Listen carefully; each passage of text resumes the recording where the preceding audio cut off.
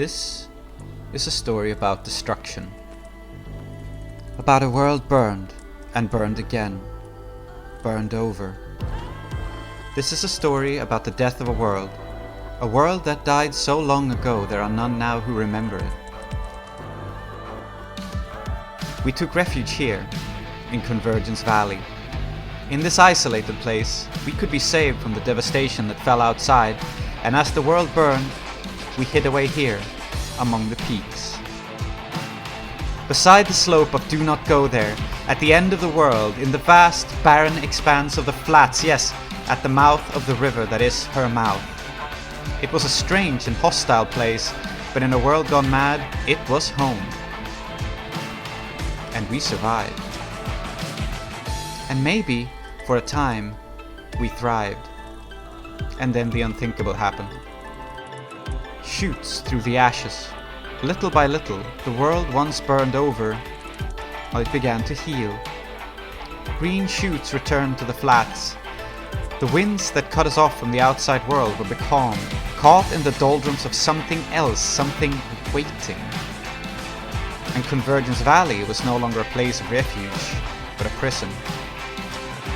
Or was it something else? This is a story about what happens when a nation falls. This is a story about what happens when everything we took for granted is upended and destroyed. This is a story about a shelter torn asunder by the forces of human lives and human will. This is a story about that most destructive thing of all. This is a story about hope. Welcome to Convergence Valley, or what's left of it.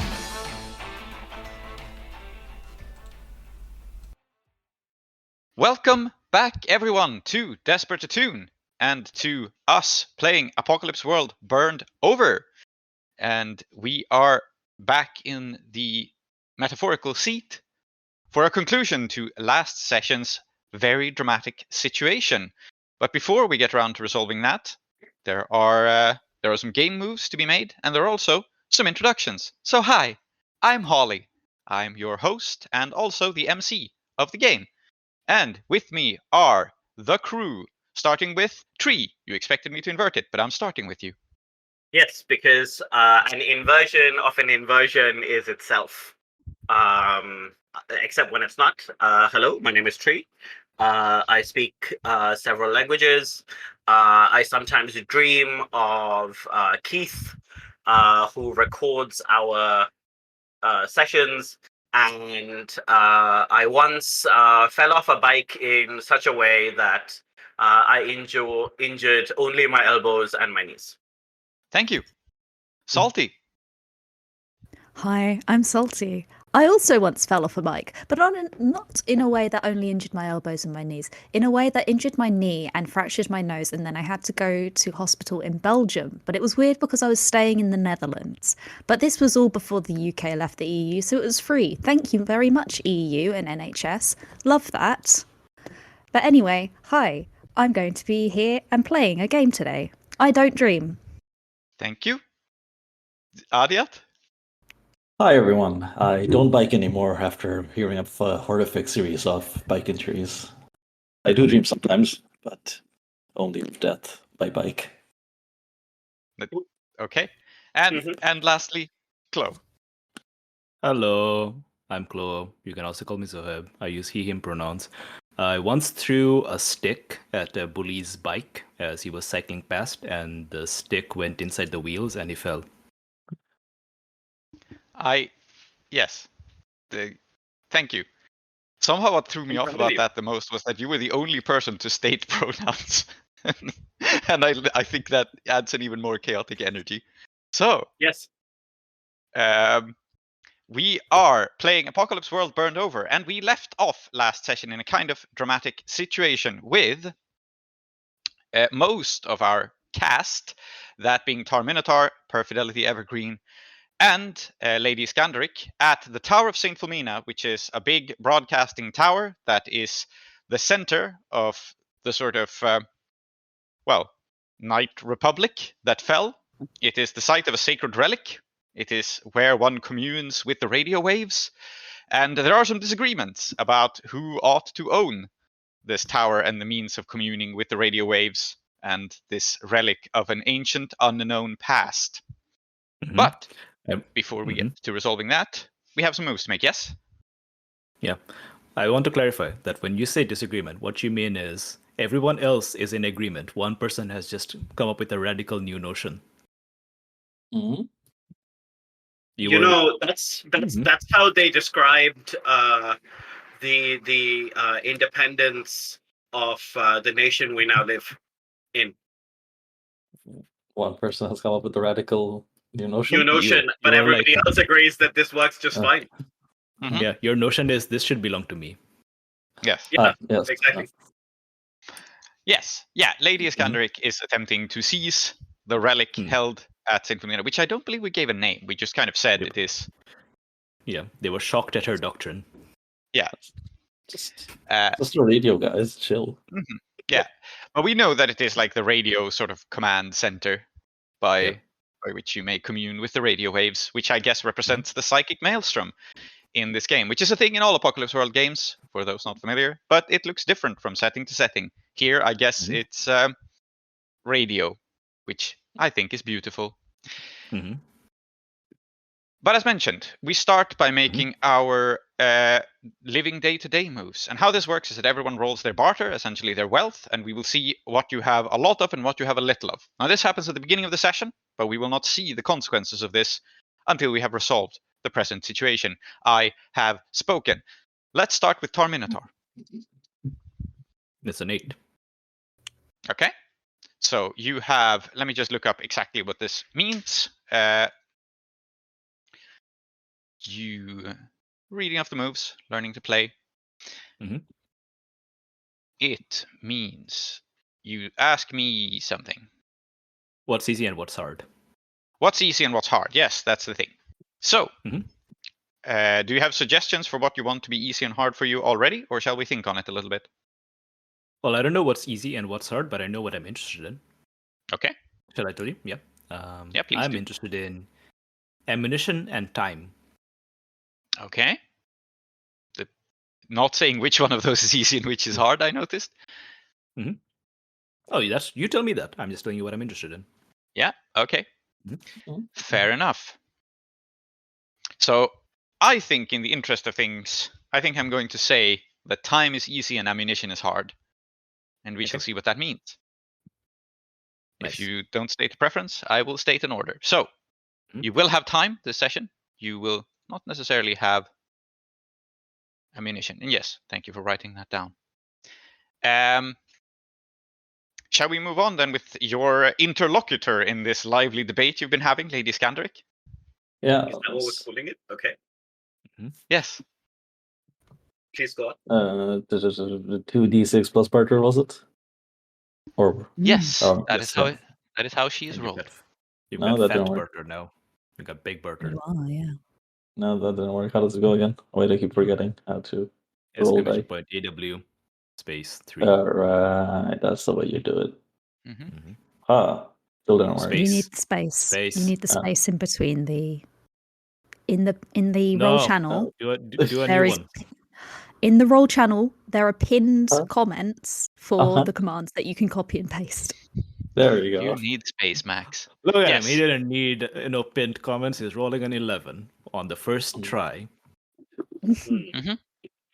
So, on a 10 plus, ask the MC what's free and what's easy. Once again, I will ask you if there are things you're interested in, or if you just want me to tell you. Let's have a look at this list. So I think I'm interested in strategic position. Mhm. Yeah, that'd be good. And well, I've already got medical supplies, so I guess I have those. But You I'm should go for not patience because that's been a problem for you, hasn't it? patience. Can you declare that patience is easy and then is that how it works? Man, I should get up in the morning and just say to myself, patience is going to be free for me today, and then just move on. Huh? No, you have to wake up, Manifesting. roll an 11, and then you get to say it. Oh, Yes. right. Yeah, you're right. Correct. Sorry. Mhm. Patience.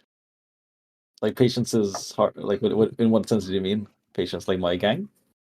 Yes. I suppose so. Yeah. And mine. Yeah. Well, but that I think strategic position kind of Yeah, that's good. encapsulates that. Yeah. But specifically, Lady Iskandaric's been run over by a car, so I think health is the other thing that I would like to. I would like to be better. Good idea. Okay. Well, you get to request things, and I think health here is not that interesting, but I will give you strategic position. Okay, So health not that interesting. So something else. So I'm going to tell you, like you've told me what you're interested in. I'm moving along. So I will say strategic position. Absolutely, it's free. You're going to have all the strategic positioning you want. And I think what is easy for you in this situation is going to be storage space. Okay. For all the loot you have. For all the loot you have and all the loot you might want. I think that's an interesting direction to go in. Yeah. So you're in control of your gang and in a good position, but you have all of these empty rooms that you could fill with loot. And maybe your gang is patient with that for the moment, because you have this strategic position or patience. But that's the situation I want to put you in. All right. Okay. So in fact, we'll actually flip them. I think storage space is free and strategic position is easy. Because that makes more sense. You have the storage space. You don't need to do anything. It's pretty easy for you to work your gang, though. All right. Shall we move on to Perfidelity? Yes, so I will be rolling 2 moves here. The first will be my live day to day, and I also have, as the gear cutter, Ports of Call. So I will also be rolling ear to the ground. Both of these are +1. Begin with ear to the ground, please. I think I roll day to day first, yeah. Oh, is that how it works? Yes. Sorry, it's the other way around for the Maestro D. The other way around for me, I think. Yeah. Oh no, ear to the ground is before I live day to day. Apologies. Okay. That's a 5, so I miss that. Hearing and on a some bad miss, news. on a miss, word reaches you that somebody, and let's make it easy. Last time I chose the Tower of St. Philomena, and I'm going to choose it again. Okay, so someone at the tower. Let's keep it nice. Wants my blood. Someone at the Tower of St. Philomena wants your blood. Sure, we will see that unfold. Like I said, it won't happen. Like at the moment, there's quite a lot of people here who would probably be happy to injure you, but we're solving that situation first, so we shall see what comes of it. Beautiful. And then living day to day. So I ask you who wants my blood? Right, you get to find that out right away. Okay, I'm going to give you an unhinged choice here. But we have the Maelstrom here. We have people here. The person who wants your blood is Fennec Garibaldi. Fennec Garibaldi is dead, but that might still be a problem for you. Very good. And this is good, because this means that I don't have to immediately get involved, because I can't. Yeah? I can't fight a ghost. Can I? We'll see. You can only do that in The Sims. Anyway. Do you have Ghost Fighter? Cross door, stupid. It's not fire. Okay. It's a deep cut. Indeed. Yes. And I get a 9 on my day to day. So something is easy and something is hard for me. And I think I would like I think I'd like shelter to be easy, and it's up to you what that means. And I think for me, what is hard at the moment, is bloodkin. I don't know what that means, but I think that's interesting. Okay. I will straight up agree with you. I will tell you that shelter is easy, bloodkin is hard. I don't know that you have bloodkin, but we'll get back to that. We will ask some questions and spin off of it as the game is played. Muy bien. And moving on to Ahiri. Okay. You roll your club first, and then you roll your living day to day. Your club and you sort of have different needs, or your venue and you have different needs. So I do live for my venue, but you are not wrong. For my venue, I roll a number which is equal to my heart, which is What? Because I'm good at this. Oh yeah, because I'm -1 weird. The most useless stat. Okay, great. I rolled a 5. Okay. And what does that mean for your leadership move? It's called leadership, yeah? Remember, Salty and Tree both to mark your stats for Yes. rolling these. Yeah, have done.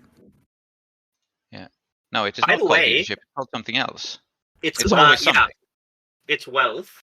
But also, the last time, whenever one of your establishment's wants comes true and you've suffered the consequences, erase it and circle a different one.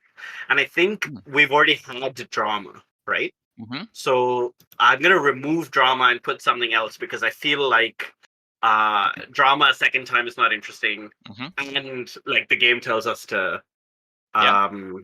change it. And I'm just gonna put hostile move, whatever that means. Because I guess I get to pick, but yeah, go on. Shifting patronage and hostile move. No, on a miss, all of these are true. So yeah, did we resolve shifting patronage last time as well? I feel like maybe. I don't think we did. I think No, you didn't okay, fine, lose cool. any patrons. Like you had Yeah, patrons in danger, but you didn't lose anyone. Professor Fulmina actually survived. So yeah. And then you make your regular day-to-day move. Yeah, and I continue to have 0 bosses, so that's a straight roll. On which I rolled a 7, which I'll take. So something is easy and something is hard. Yes. And yeah, I am at the whims of the world in which I live, and to assert control is to pretend illusion. Very good. So I will tell you what is easy and what is hard. What is hard for you is jingle, as in disposable currency. You may have things to trade, but you don't have like you may have goods, but you don't have anything to trade. You don't have liquidity. Yep. Exactly. So I think that's an interesting like long-term problem to introduce for you.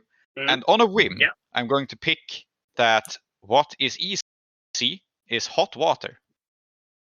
Okay. That's nice. It's bath time. Yeah.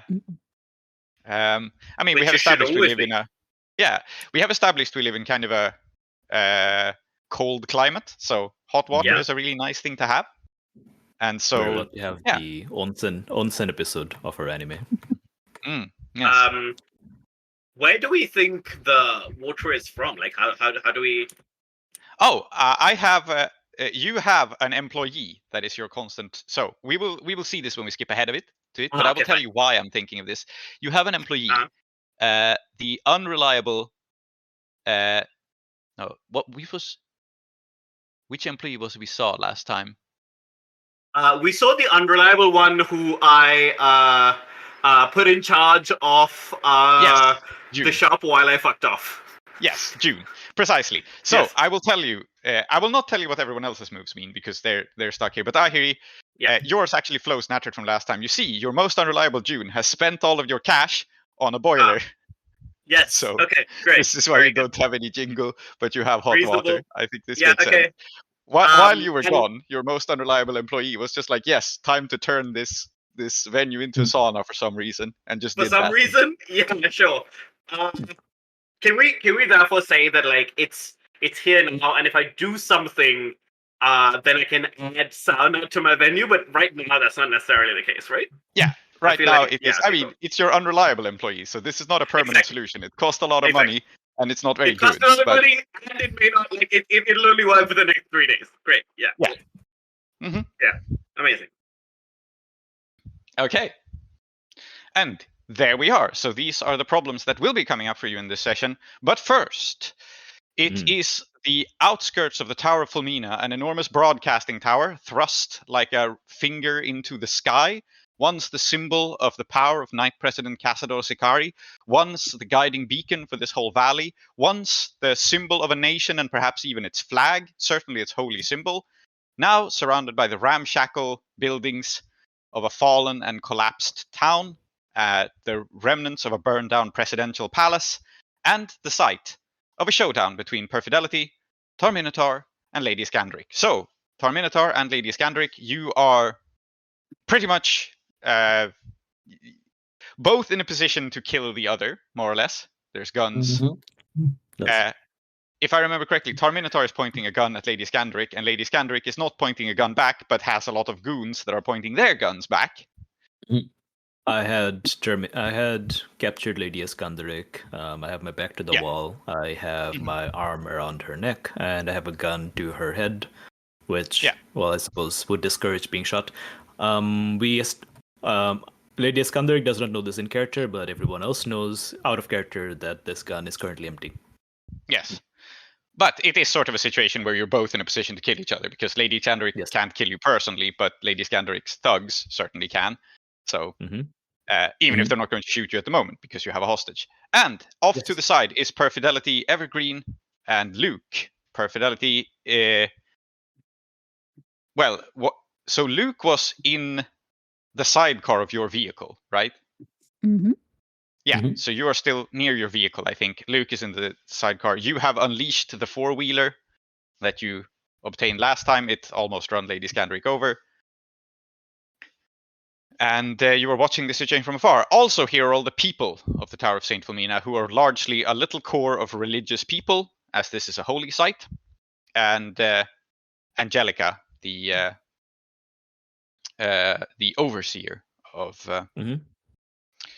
this place, is also like watching. But we have also established that most of the people here are struck by an illness and not in really any position to put up a serious resistance. And I will just remind you of this as a background fact too. Like, they believe that they are ill because the tower is angry. So it is possible that the tower is striking people with some sort of curse of displeasure at the moment. Okay, shall we take it away? Yeah. Please do. If I remember correctly, my guys have they did manage to tame. Did some of them manage to grab a hold of the wheel? I forget. They managed to get the four-wheeler under control somehow. Yeah, the four-wheeler is not a threat anymore. It bucked, it ran at you. I don't remember exactly what happened to it. Probably drove into a wall or something. And like, they have seized it and turned the engine off. Yeah. Down, boy. All right. Yeah, don't worry about it. It's all good.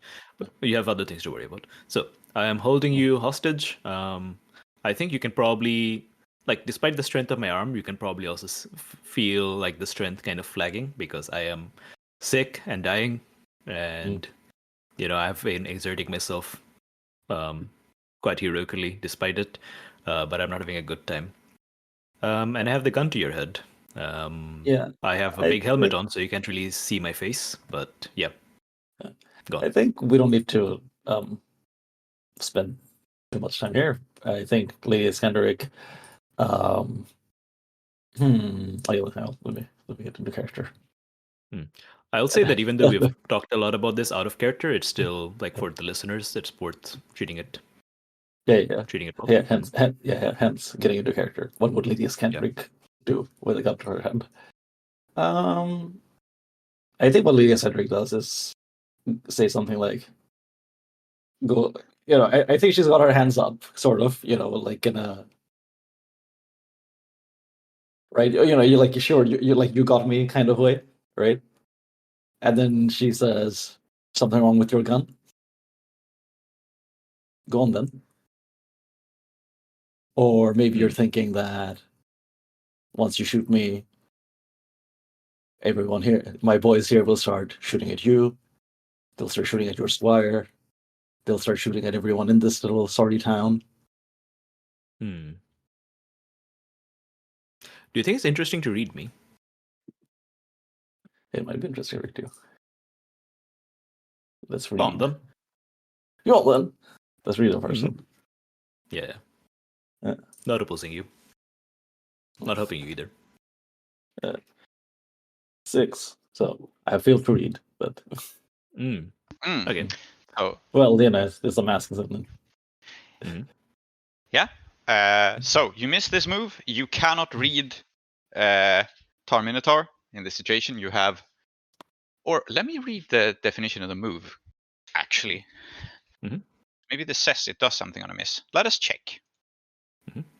Just that you might ask one anyway. Yes. Okay. Ask one anyway, but be prepared for the worst. Yes. Let us do that then. Yep. I'm not going to make it worst for you. Like whatever consequence, I'll let the MC answer that. So Yeah. but ask me a question. But you may ask a question. Yeah. I think what Lady Iskandaric is trying to get at is because it is a veiled threat, right? Like you kill me, we're gonna kill your squire, we're gonna kill everyone here. Mhm. I think she's trying to get a read on how much Tar-Minotaur does care about this. Because I think maybe it's not obvious, like maybe Mhm. to the play, like to maybe Yeah. it's obvious how much like Tar-Minotaur So- cares, but I don't think to Lady Iskandaric it is.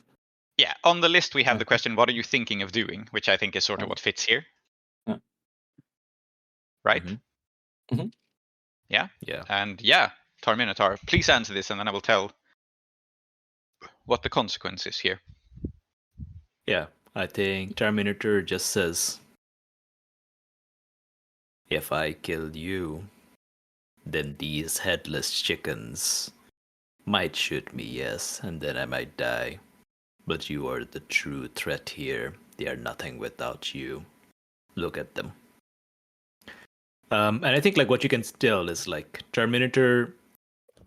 So obviously, like aside from that, that's just my response. But I think like what you can tell here in terms of like why Tar-Minotaur cares about this is pride.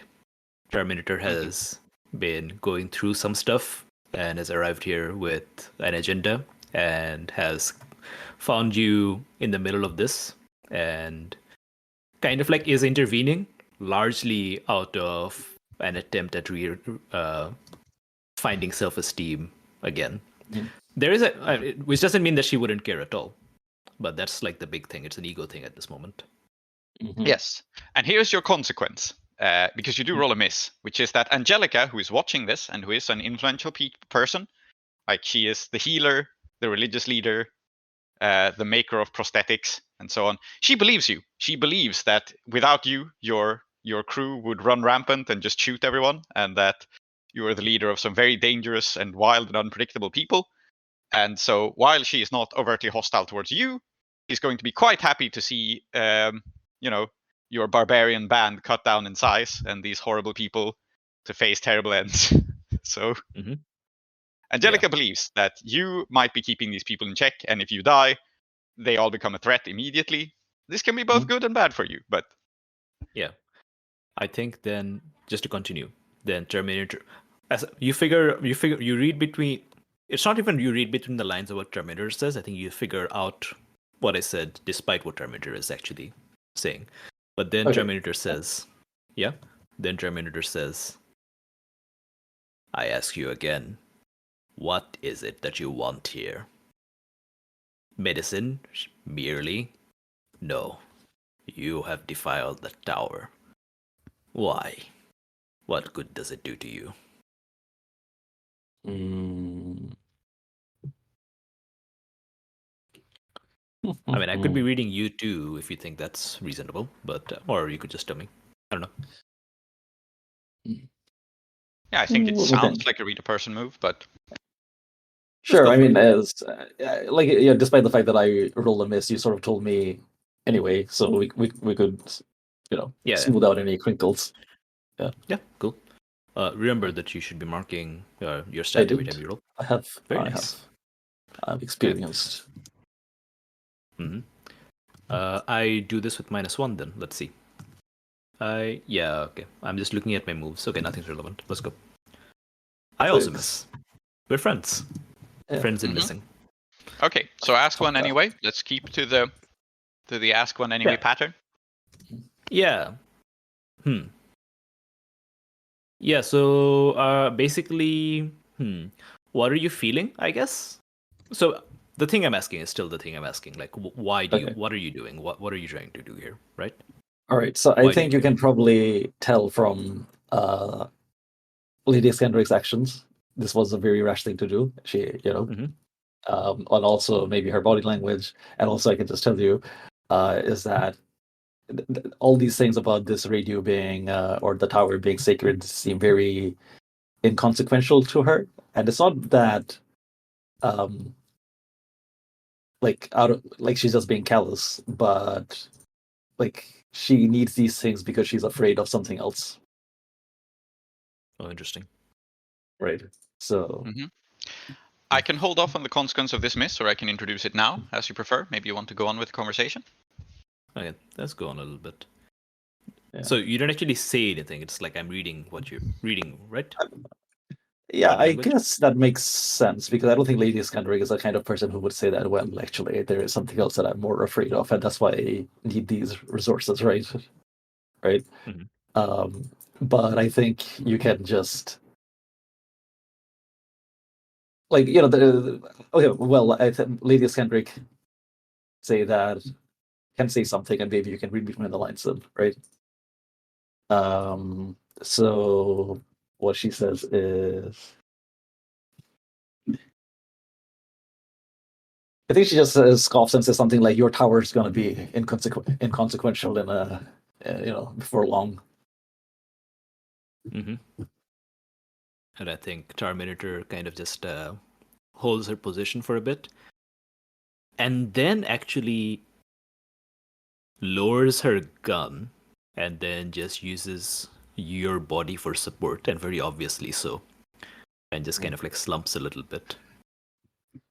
Oh. And then I think says very quietly, "It is already of no consequence, except for the thing." Okay, well, if we're whispering to each other, then Not a whisper, just really Yeah. saying Sure. it in a sort of like tired sort of voice. well, I mean, like if other people can't hear what we're saying, Yeah, sure, like, sure, you know, sure, sure. yeah. Mhm. As in, I was assuming this whole time we were like loudly declaring for all to hear. Yeah. Yeah. Um, uh, how much would Lady Iskandaric give away? You've seen the vision of like me at this tower before. I think you know Yeah. that it matters to me. Sorry. So last episode, when we were doing this, Lady Iskandaric warned the people here that something was coming. They said that the town is cursed. She said the world is cursed, and they have no idea what's coming for them. Right? Yes. Something along those lines. Yeah. Yeah. I think you said that before Terminator showed up. Just to be clear. Yeah. That's what I'm doing, clarifying. So you have Terminator hasn't heard this part. So, but she can repeat it for your benefit. I think she'll say something like, "I'm only the first." Like so, like Iskandar is saying, like she is like so. She's just like, I'm just the first of what's coming. Me and my gang, we're the first whispers of the wind before the storm, and you need to prepare yourself. And so your relics can't sit dormant. I think Terminator. Sorry, Holy I Roman think something? as you yes, I think as you say this, let's see the consequence of this miss. If it's all right now. Yeah. Or do you want to go Okay. first? No, go on. Yeah. I think a strong wind blows in as you say this. We are the wind before the storm. It hushes through the many gaps in the battlements built around the tower, and it makes the old tower creak and groan. And Tar-Minotaur, it makes your armor tingle with electrostatic power as the radio waves surge through the metal you wear. Open your brain, please. Mm-hmm. Especially my left arm prosthetic, a pristine chrome thing, is always whispering to the psychic maelstrom. Mm-hmm. Do I Very roll good. straight? So then I suppose you hear it more strongly from there. Yeah. It's just an open your brain. The consequence is that the maelstrom speaks to you. The question is just how good information it gives you. Let's go. I miss again. Oh, it's another miss. Then you know only one thing. You feel this buzzing through your arm, and I think your prosthetic arm, which is holding, like, are you holding Iskandaric with your prosthetic arm or with your other arm, actually? Let's see. Surely, so that you can hold your prosthetic up as an antenna. I think the left. I think the prosthetic arm was the one still holding the gun. Yeah, which is it's kind of holding like the limp gun. to my side. Mm-hmm.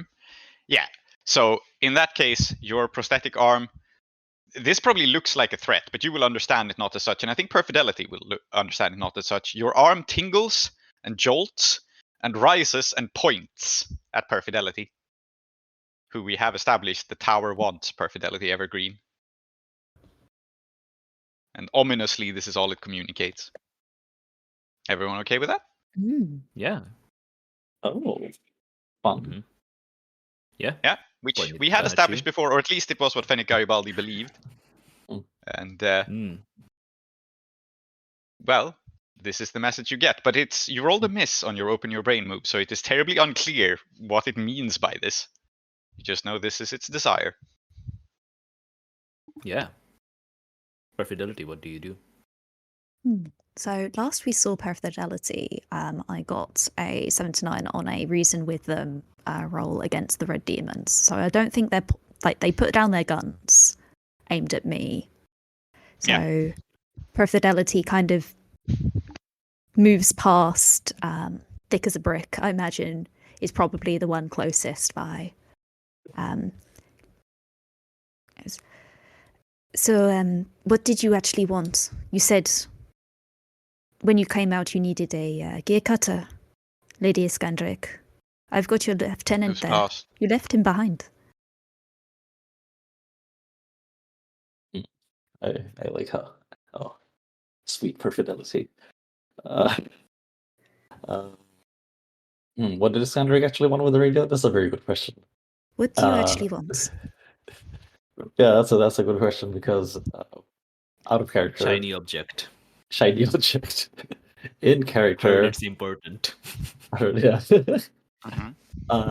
But in character, as someone who definitely knows what they're doing, I mean, it's a radio. I think you could use it for many reasons, and what would be interesting, I think, would be to invent radar or reinvent radar. Mm. Huh? Okay. You want some sort of warning system from the. So Yeah, to be clear why about not? what it is, it's not just a radio. It's like a radio broadcasting equipment. Like it's professional radio. It's basically just a radio, but it's what you might have. Yeah. Look, this might not make any sense from an engineering perspective, but we can, Yeah. Yeah. Absolutely. I just want Yeah. to remind you that it's not just like a little radio box, right? Oh, It is yeah. quite Hmm. big, We're bulky gonna- thing. But yes. We're gonna use the psychic maelstrom as a medium to send the radar, Mhm. and that's Yes. gonna be totally fine. Exactly. That's precisely. Thank you, Trey. I'm Yeah. looking forward to hearing about where you found out about radar. Yep. You're very welcome. Yes. It's a Like, palindrome, which means that everybody already knows about them. Yes, Of course. I found out about radar on the internet. Mhm. Yeah. Yes, of course.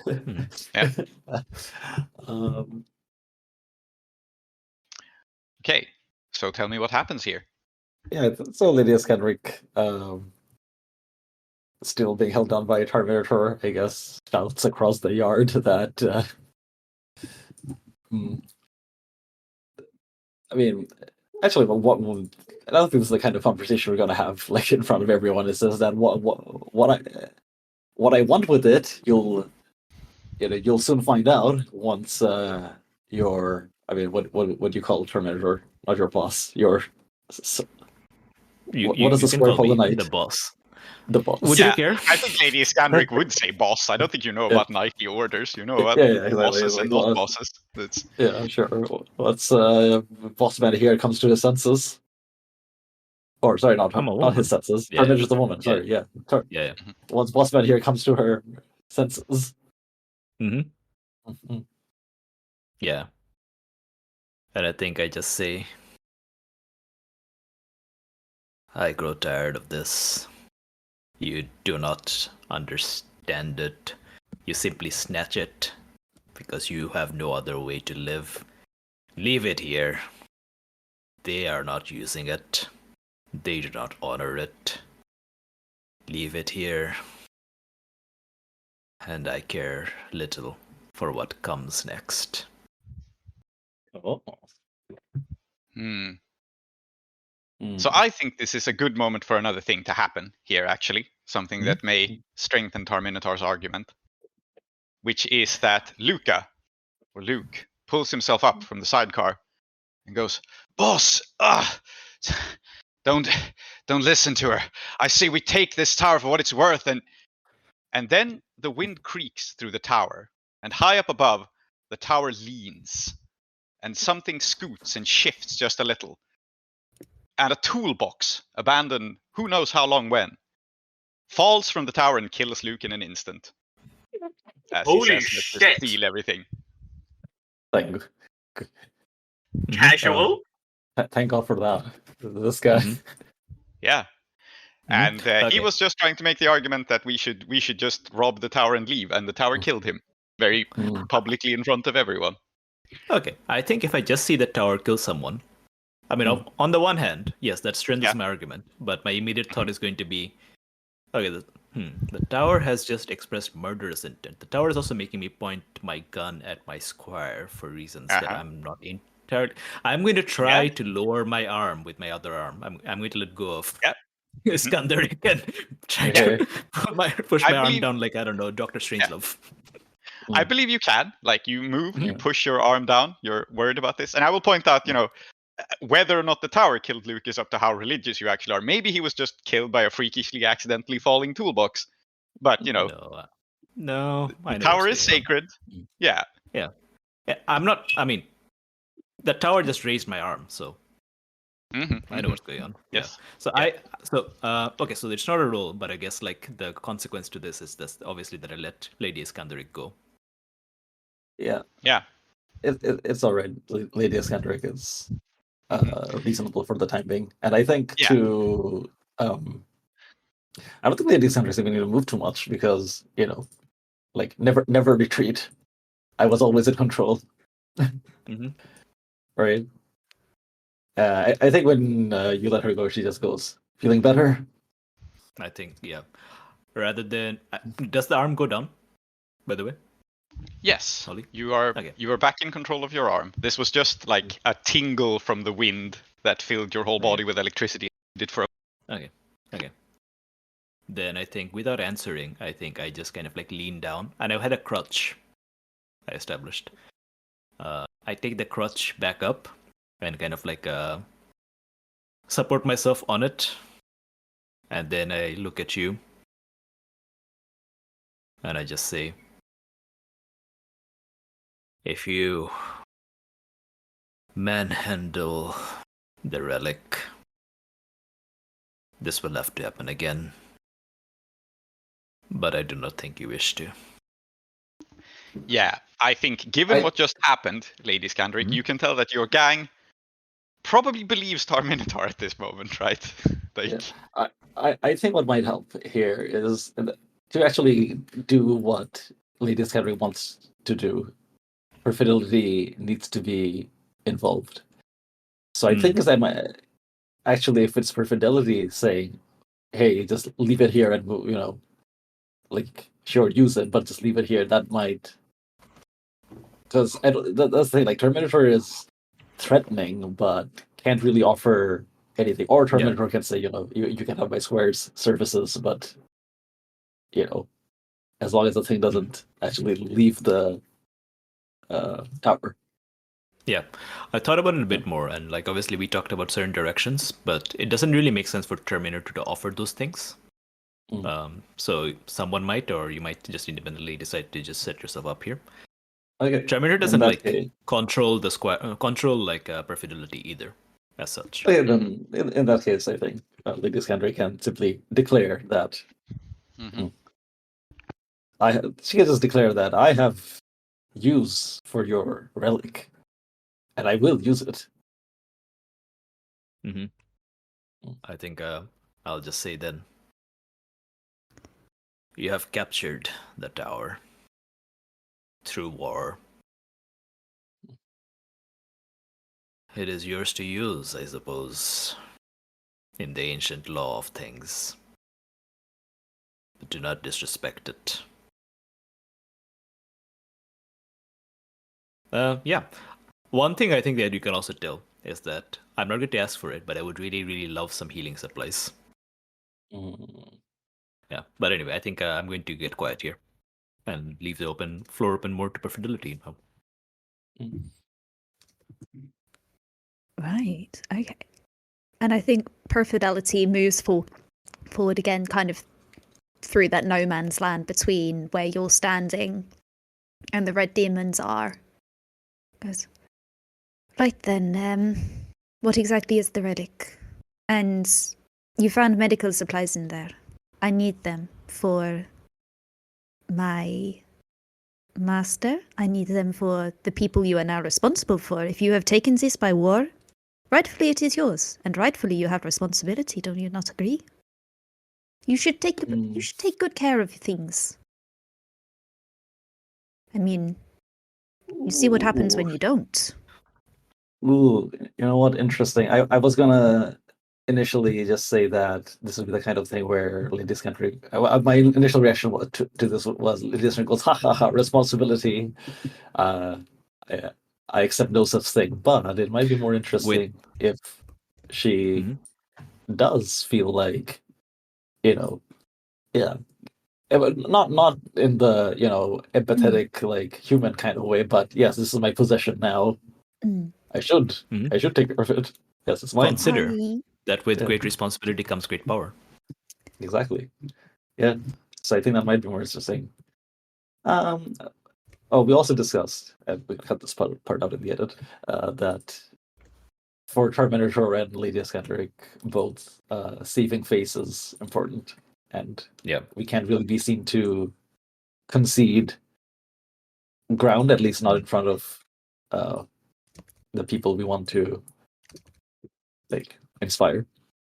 Yeah, I think we're having it. And I was going to say that. Okay, so Lady Iskandaric goes. Okay, she goes. All right, you want something? I want something. Fine. No, why don't we see how we can both get what we want? We'll put the guns down. We'll put our guns down. You put your guns down. Let's sit down. Let's talk.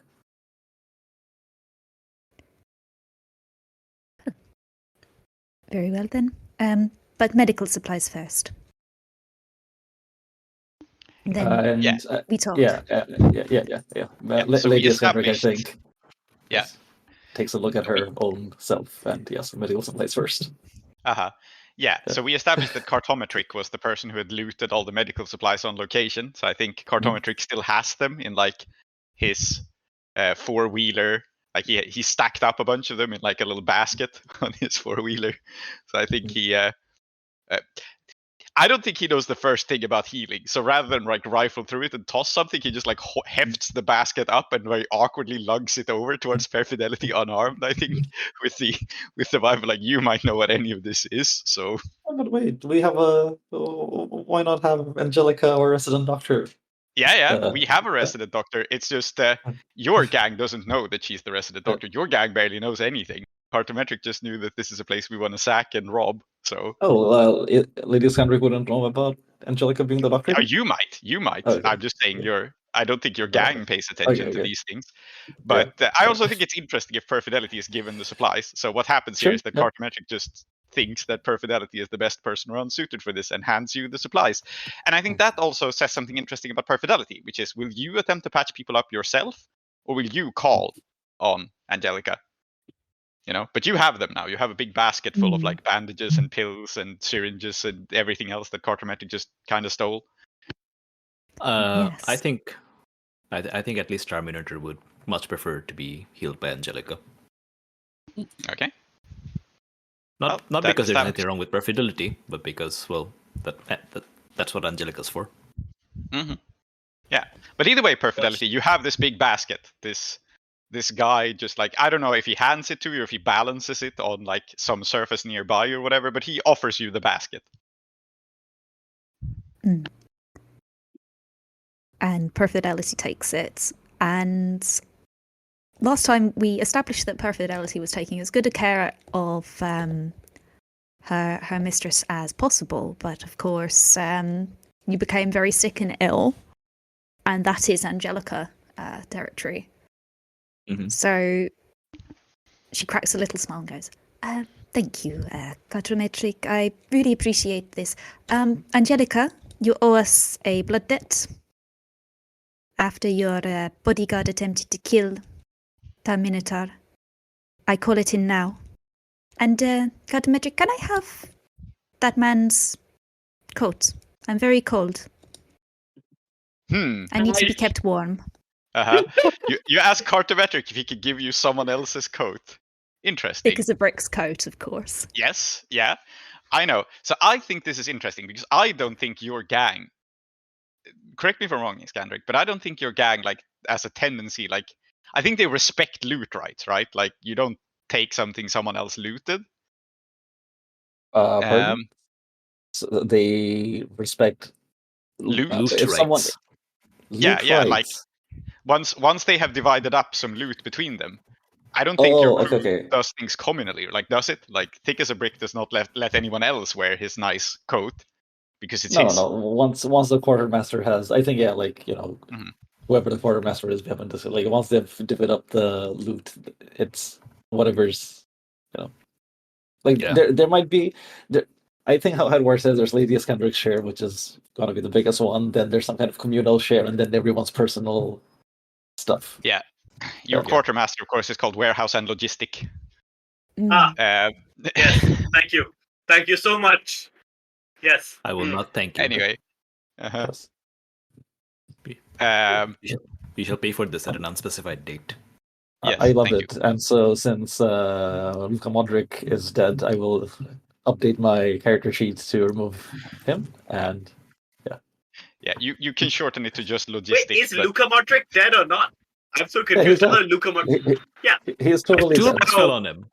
A toolbox fell on him and Just killed him said, in the sorry, sea. Holly just said Luka Modric just threw you something. Was that just misspeaking? Is that what happened? No, Cartometric did. Cartometric. Oh, it's It was Tar-Minotaur. Okay. Mhm. Okay, Mhm. cool. Yeah, I'm It's gonna easy to get definitely these not people. listen back to this and then confirm that Holly said this so that I can hold it over your head. So I'm definitely not gonna do that. Okay, It's okay, good. Holly. We believe women. Unlike that misogynist over there. Okay. Yeah. You're not wrong. I don't believe women actually. Sorry, please go on. Yes. Well, do you believe in life after love? Anyway, so where were we? Angelica is called on for a blood debt, and you wanted to also get this coat. And I think there is a role here. Not because Cartometric is not happy to give it to you. You don't really have to persuade Cartometric. What you do is you have to persuade Thick as a Brick, because I don't think Cartometric has any sort of power to give you someone else's coat. So you're talking to this person, but I think it's a reason with someone. And the reason I'm framing this as a reason with someone is it is possible for Thick as a Brick to just go like, we should de-escalate this situation. But he is also the dumbest member of the gang. So it is possible that he causes trouble here. Yeah, Is it fair? Sounds I'm good. gonna say that I don't think for a gang like this, if you just say, "Hey, can I have your nice code?" it's gonna be at all easy to No, convince but them we to. also but it was also framed as like, I'm cold. So I think it is a reasonable thing for Thick as a Brick to lend you his coat. Mm. That's what I I'm think clarifying that what a I'd- success looks like here. Not to sidestep the role, but I think I'll also point out to Aadiyat that this is clearly Perfidelity's one of Perfidelity's prices for cooperation. And what's one coat? Yeah. I think there's space for success, but there's also space for failure, which is why we make it a roll, right? That's a nice code, isn't it? It is. All right, well, let's see. I would very much like this coat. You're stretching it. That's an 8, so they can refuse. But I can ask, what would it take to convince them, or a counter proposal, and I can choose how to pursue that. Yeah. So what happened here is that Thick as a Brick, Cartometric like snaps his fingers as Thick as a Brick, and Thick as a Brick lumbers forth and grumbles about this. No,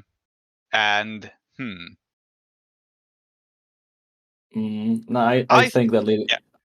I think Lady Iskandaric is not going to let this go on.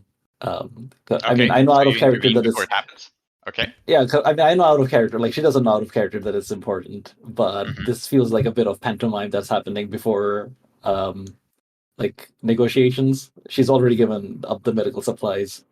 Yeah. You know. Okay, fair enough. Uh, You can yeah. you can step in here. I know how Thick as a Brick would respond, but I think it's totally fair that you can respond first. Yeah. So, I mean, what is this? Interrupt someone or? It sounds, if you're interrupting me, it does sound like you should have done that before I rolled. In I that think so. case, I think just say what you're going to say, and we see what move it is. So just all right, okay. Thick as a Brick has sort of agreed to this, albeit grumbling, and we will see it in a moment. But as he steps forward, you can say something, and we'll see if it's a move. I think Lady Enchantress just goes, enough. We've had the medical supplies. Now we start talking about what you can do for me. Mm-hmm.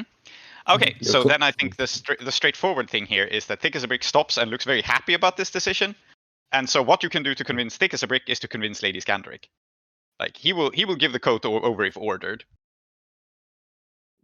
And he will not grumble about giving it over if ordered because he realizes, dumb as he is, that this is an important negotiation. But now he's been ordered not to.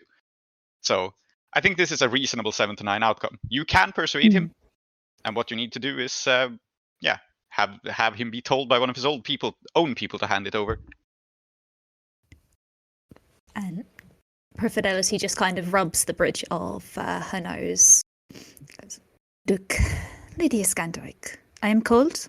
It is absolutely fucking freezing. I have traveled many miles to be here. You need me to help you. You're not going to find anybody else here who can help you, who will help you. Mm-hmm. All I ask is that you give me... No, you've already asked. You want the medical supplies.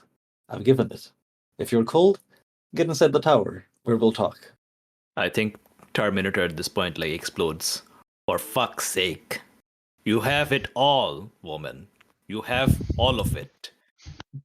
You have secured an ally who simply wishes a coat. And you are going to throw it all away. You are so used to not having anything that you cannot understand that you have the position for largesse in this moment. Have you never had an ally in your life? I think the answer to that is no. Yeah, I think I'm cutting right to the bone here. I think I'm trying to convince you that things are, okay, it is an ask, but what's the harm? I don't know if that needs to be a move, but I think that's what I'm saying. Just cut the bullshit, give it over, move on. I think it's fair to say. No, but I think it's fair to say that this is. Sure, you're cold, but I think I would still like to read Perfidelity to see if Iskandaric can. See what they're really after. Okay, sure. Yeah. Yeah, I mean, if you want to read, you can. I'll help you here because I mean, straight up, I think Perfidelity would just say, yeah, this is important. What you got from Bingo Hammurabi is important. I'll tell you exactly why. That's useful information for you. Does that sweeten the deal? But well, I rolled an 11. Nice. Damn. Very Okay, nice. ask your questions. They are on the list. Only the questions on the list? Oh, sorry, on the Yeah. I think how could I get you to share this information is a relevant question, but yeah, I think how can I? Well, if I get to ask, what is it, 3 questions? Was it? Yes. Well, I think, are you telling the truth, or I mean, okay, what Lady Iskandaric?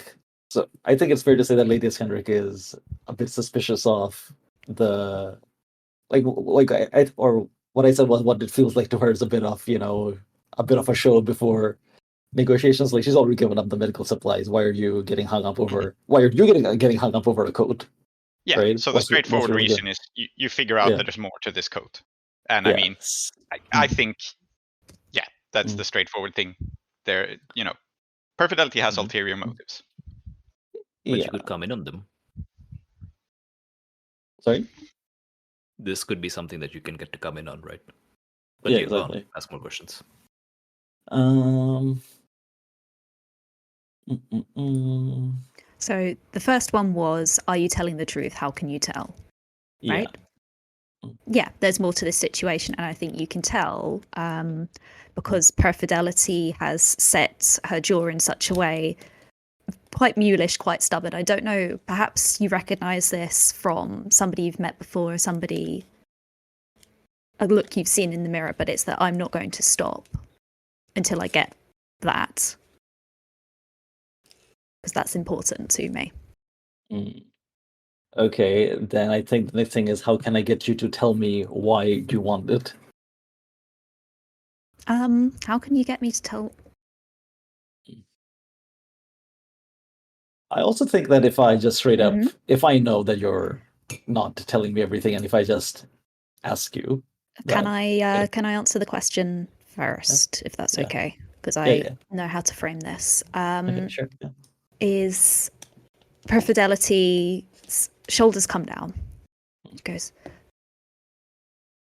give me the coat, Lady Iskandaric, and I'll explain exactly why it is important that you go back through Bingo Amarabi's things. You know what a treasure hunter is, don't you? He'll have some sort of map in there for treasure. That's why it's important. And yeah, she just straight up tells you. Yeah. Mm. What's relevant about this is that you also inform the rest of the gang, and there is a look Mm. going through them, of course. All right. Question number 3 is, well,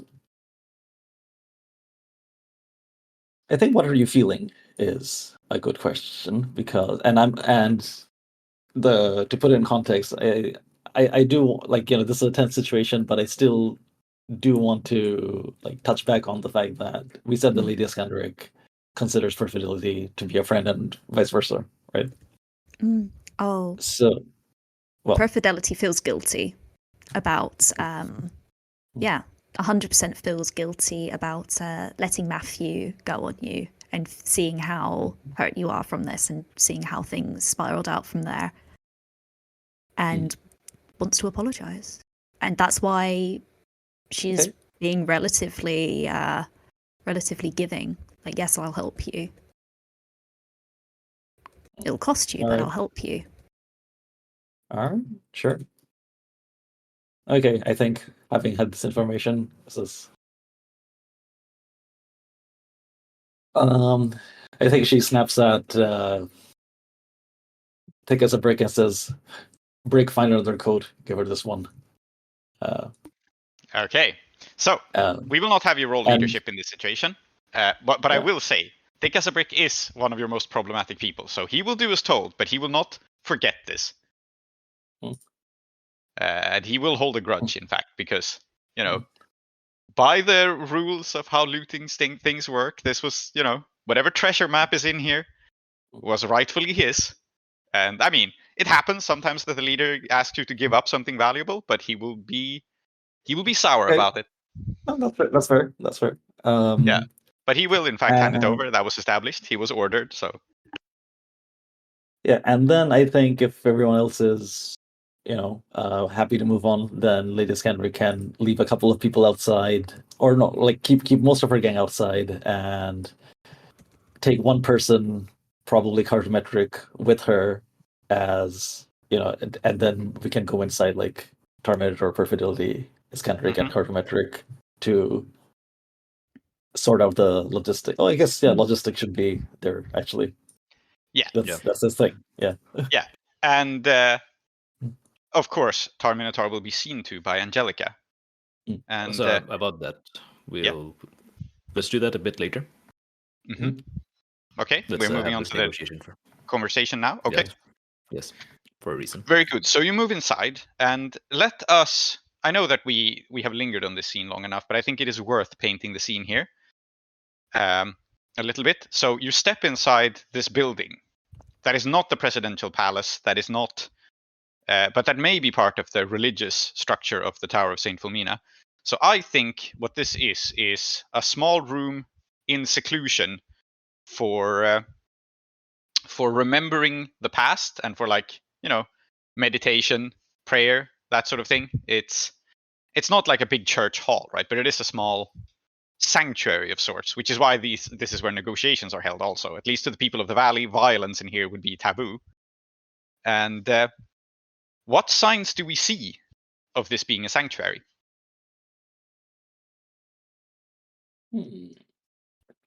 There's flowers everywhere. Quite hard to come by, yes. But there's flowers everywhere. Some of them are in vases, some of them are hung up in garlands on the wall, some of them are dried.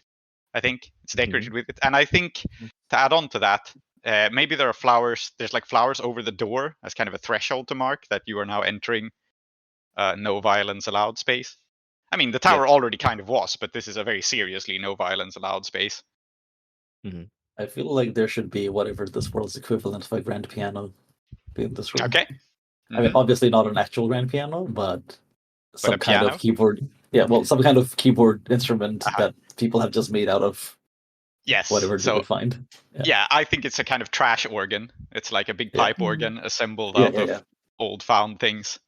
Yeah. Would you like to add something, Salty? Yeah, does Tree want to add anything? Yeah, I was going to ask as well.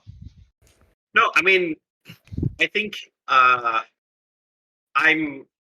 happy to listen here. I don't have anything specific. I guess if a way for me to find out that these people know would be useful, but now that everybody in the gang knows, then I think the news will naturally flow to me, right? Like one way or another. We've said that you have Professor Fulmine and Damnu Grevery overlooking the situation. Yeah, they're spying on this, so information will get back to you. No worries. Yeah, great. I was just wondering if you wanted to add details to the scene, but no, I mean, I think I have a couple of reliable note takers who are going to give me all the goss. What else would I need? Very good. You know, like, this is what I live for. Great, man. Yeah. Good fucking luck. Yes. And I'm conscious of that you haven't been seen for a long time. We will get back to you. That's totally fine with me, by the way. Like, I don't mind at all. I'm having a great time just listening. I want to be clear, though, that, like, the fact that none of you mentioned me is also going to be very important to me when it comes back, because it means that you've all forgotten. If you had any grudges against me, it didn't come up in this conversation, which is useful, because then later on, if somebody comes up and says, well, ABC, XYZ, I can be like, you didn't even mention me when the big thing was happening, so clearly you didn't think it was important. Good. All right. So, yeah. Salty, do you want to add any details to the scene before we go on with entering the sanctuary? I think the equipment because it's a medical place as well, it's made from old and reclaimed weapons that have been melted down, guns, such like. So you can see like the haft of what used to maybe be a spear has been turned into an IV stand, the barrels into pipe work. Yeah, everything's been reworked, and that's a lovely detail. I think possibly some weapons are also part of the pipe organ, because I think that's a cool look as well. Like some of the smaller pipes are just like shotgun barrels. Yeah. Is it kind of like a like rather than like a piano which like hits strings, is it more like a vibraphone where like each thing that's arranged makes a sound itself? Oh yeah, maybe that is the case. Right? Because like if we're thinking about things being repurposed, right? Then maybe a lot of the things that I hear that and like, you know, that like presumably there's an organist in the church who knows how to play this thing. Yes. But like the one of the reasons that it's difficult to play is that you have to be very aware of like what all the different things are, and then you can like mix and match, I guess, but tuning this nightmare machine is not quite as simple as having perfect pitch and then like adjusting the strings. Yep. Yeah, very good. It's very fingertip tuning. I like that detail. And I'm going to add to it, just as a reference to another game we've had recently. The pipe organist is an old man covered in lightning scars named Uncle Nephew. Because I think it's a funny name. Wow. Great. Okay. Okay, but he isn't here right now. Yes. And so. Yeah, let's keep it moving. Yeah, we enter we enter the scene. You sit down. I think this is the sort of place where you're generally sitting on the floor. So like Tar-Minotaur is probably like laid down comfortably. I don't think there's like a table and chairs. I think there's seating arrangements to sit on the floor around a fire, probably keep you warm. Maybe around a little stove even that you can like heat beverages on top of. And yeah, I think negotiations begin. I think negotiations begin even as Angelica is like looking at Minotaur in the background. Not doing the full-on surgery yet, but inspecting your wounds and so on. Then I think then I think I'll just say what I wanted. I'll tell her, and also I would ask you to heal the warlord. Who? Oh, me. You. Yes. Yeah. I think she looks up and says rather quietly and just matter-of-factly, right? Like, if the warlord has conquered this place, I don't expect I have much of a choice. I think. And looks at Iskandaric like, is this indeed the case? Like, do I work for you now? Iskandaric. How would Iskandaric? I think Iskandaric would find it a bit amusing that Tar-Minotaur is saying that. That's well, she did ask nicely. I think the implication is, yes, right, yes, you do work for me now, but we're going to pretend that this is, and I'm asking, you're doing it, but the moment I ask and you don't do it, then it becomes... Yeah. Mm-hmm. I think she doesn't say anything, she just kind of acknowledges this. It's, yeah. Her position is she cares for herself and her people, but she cares all the more for that this place remain intact and not be burned to the ground. So if you're willing to not burn it to the ground, that's the best deal I can get. So yeah, let's keep it moving. Yeah. So do we role play out the scene, or do we just kind of abbreviate it that a negotiation happens and some sort of agreement is drawn up? How do you want to play it?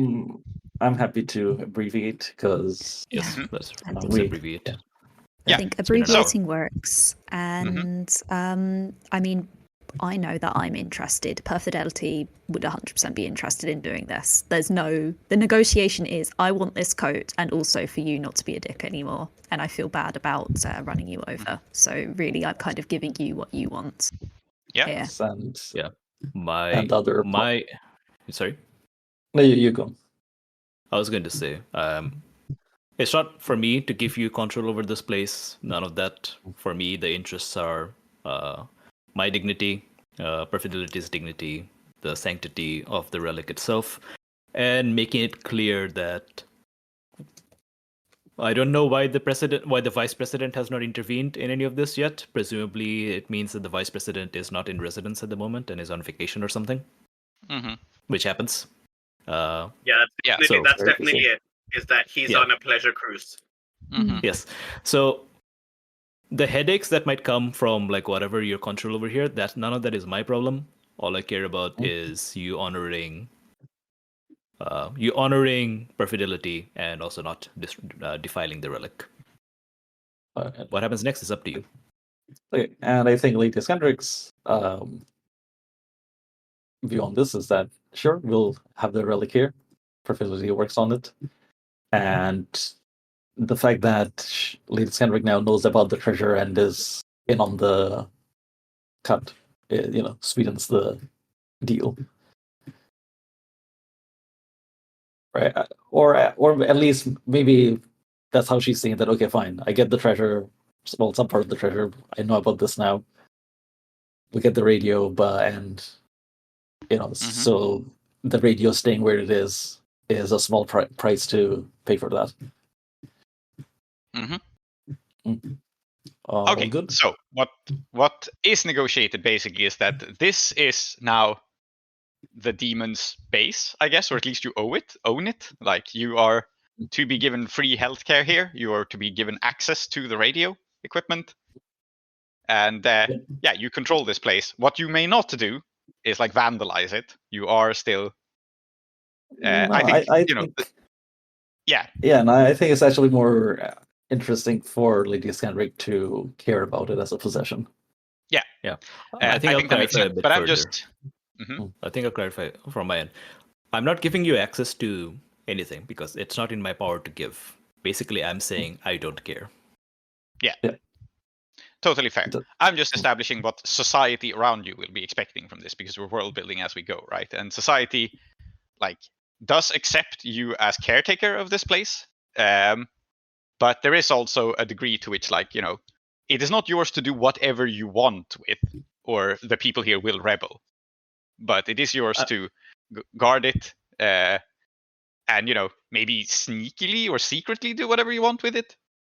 But yeah, Secretly do Not- whatever you want with it. Not to belabor the point more, but like again, is that really what society? Because the vice president is not involved in this at all, and there is a vice president. there is. Yeah, I'm not Yeah. saying the situation is completely resolved, but this is what will be. Mhm. This is what essentially will be the result of this The of this immediate- meeting and this okay. negotiation. Yeah. Then if down the line people may question your right to control the tower, but in order to get the people here to agree with you, Okay. they will accept you as the owner of this location and the caretaker of this relic, but they do not give you any right to like destroy the tower. That's if that Okay. happens, they will rebel. So the immediate people assembled here are like, yeah, whatever. You do you. Mhm. You do you. Yeah. Don't kill anyone. Okay. So there is a negotiation and there's also medical care. Yes. And so I think if we are happy there, then let us wind down the scene and see a little bit what happens as time progresses. Yeah? No, there's one thing I have to do. Okay. This is important. Very not to extend the scene further, but this is very important. As I am kind of like tuning out, receiving medical care, I want to open my brain to the tower. Okay. I want to finally Please have do. this conversation with Cassador Sikari that I've been trying to have for a while. Okay. Oh yes. Yes. All we need is Radio Gaga. Mm-hmm. Thank you. Let's see. That's a 10. It's a 10. Mm-hmm. So, what is it you wish to access or know? So, what does it look like? Like, should we paint the scene a little bit because Sure, we Is- do, but I want to know what you want to accomplish because I'm not totally sure I want what to- you're trying to do here. I want to open my brain to the woman who haunts my dreams? Okay, you just want to talk to her, just in general. Very good. Yes.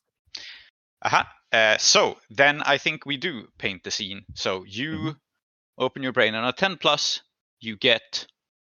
I tell you something about the situation. I might ask you questions, and you get good detail and follow-up questions. So you get basically clarity. You get a clear image. And so I think this is still distressing. This is not like a conversation with the president. Like what you don't get here is just a trip into the past where you step into a room with the president and have a civil conversation. So as you lie on the brink of death, as you're being treated, you find yourself falling off the tower.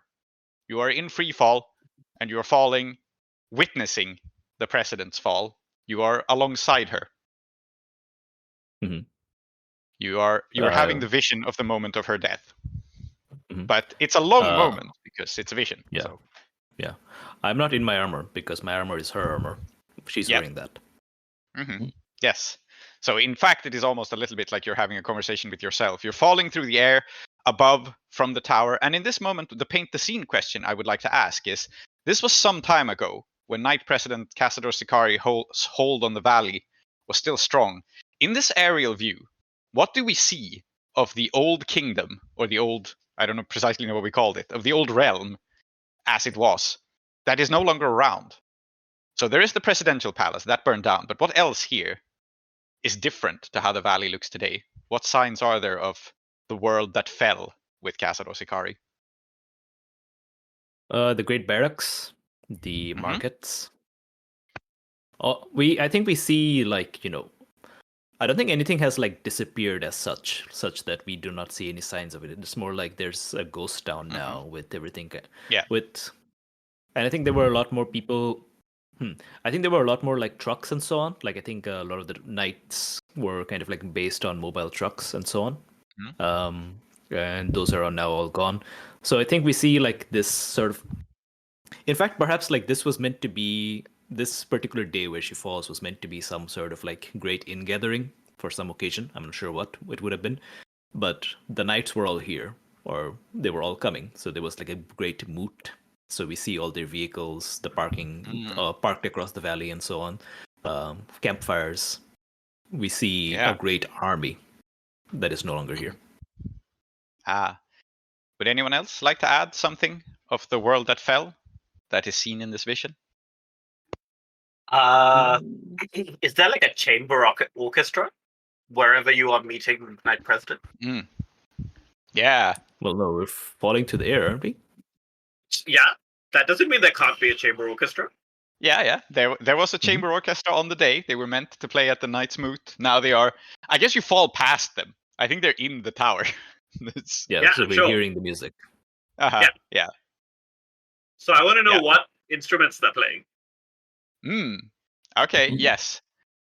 We'll not linger too long on painting the scene, but I think there is indeed a chamber orchestra, and I, for some reason, want them to play the Chinese sauna, which is the little like very screechy kind of horn instrument that's heard in a lot of classical Chinese music. I think that's included. Very good.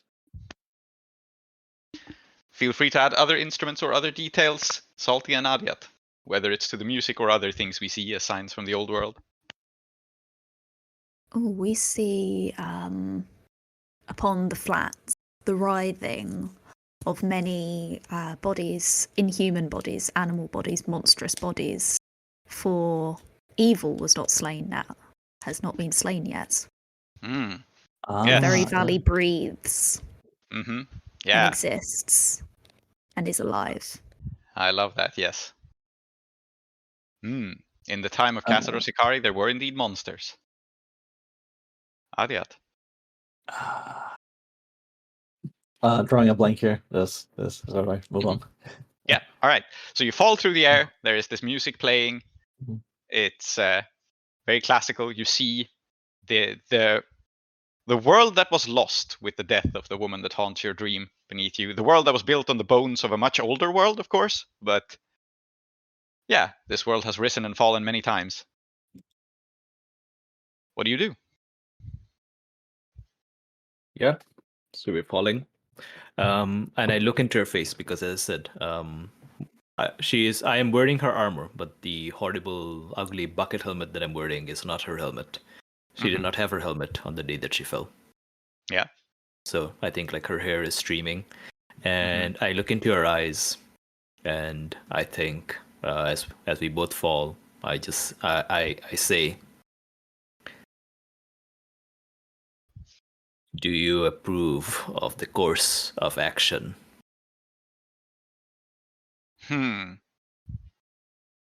I think she looks back in your eyes and says,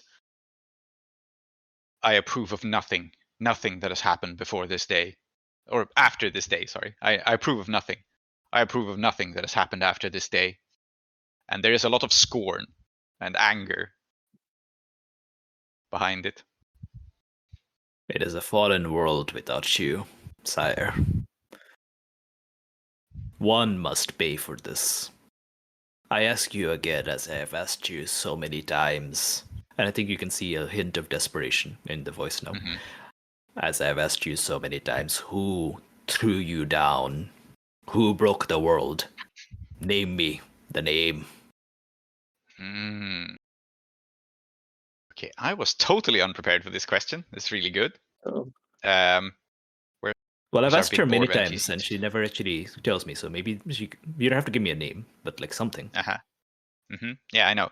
I just want to look at our world building, because it's been a while since we played, and I have lost track of what we actually established, and now I want to find what was the tool we used? Kumu? Yes, Kumu. Yes. So we will probably cut this in the edit, but I feel like I need to take a look at this because I was hunting flagrants of the Catchful Pack because they burnt down the presidential palace afterwards, but that was more like, I don't think Tar-Minotaur really thinks that she threw down Cassidy Sakari. It was more like, I'll punish you.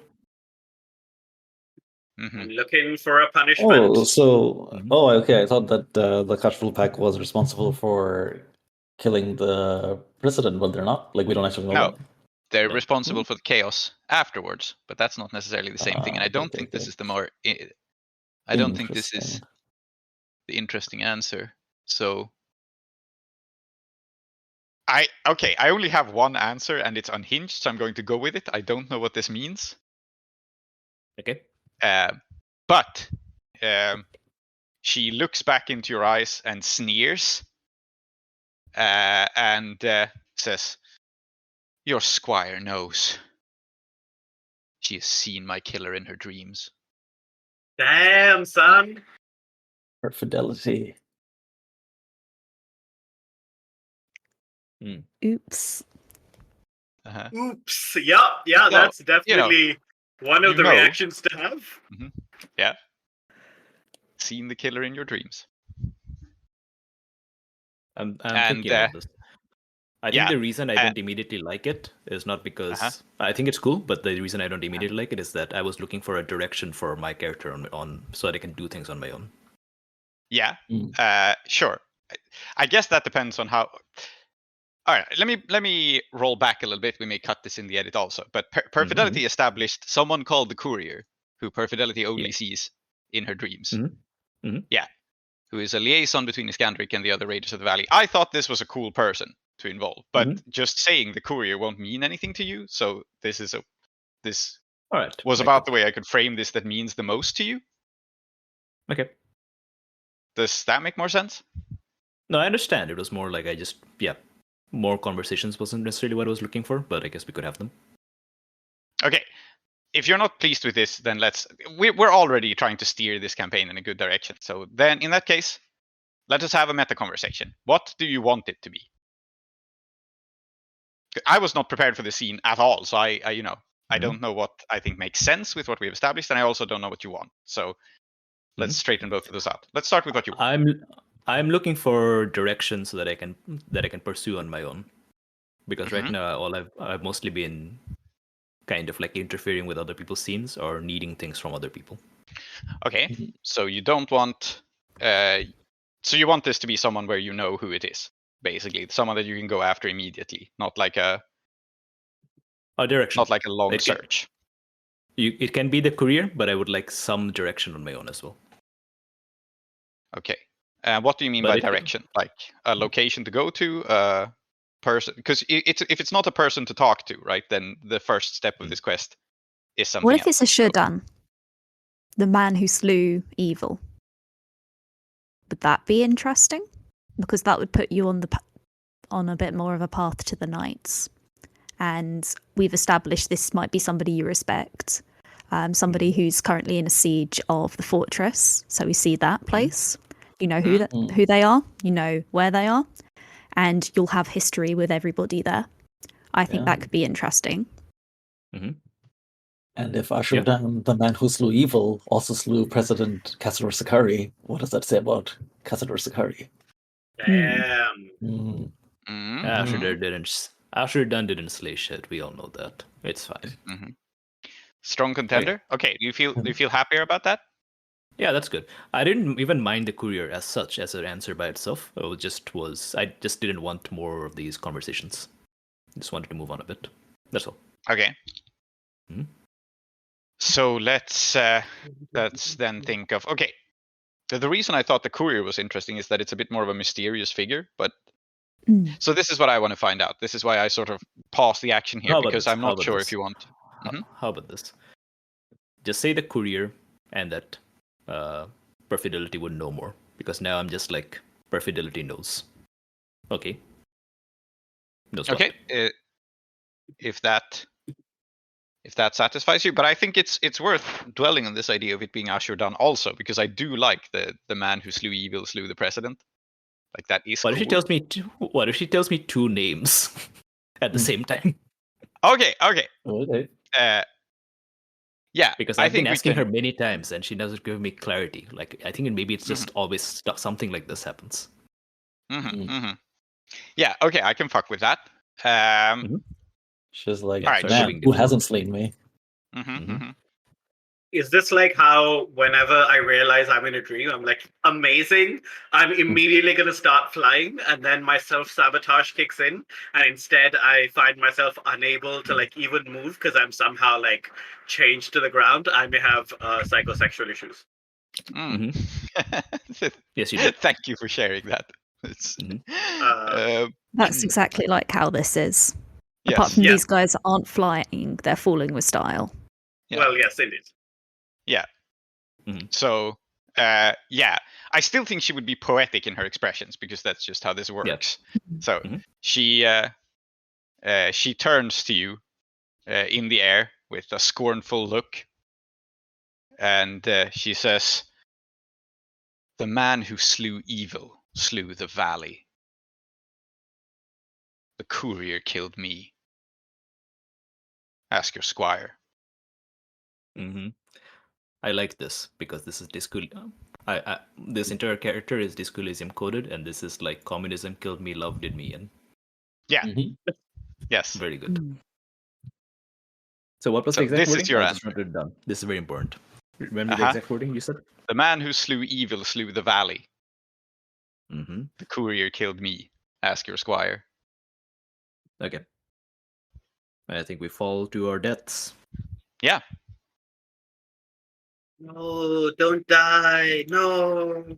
You're not sexy at all. Okay. Nobody I'm else happy with had that. her off-putting swag. Yes.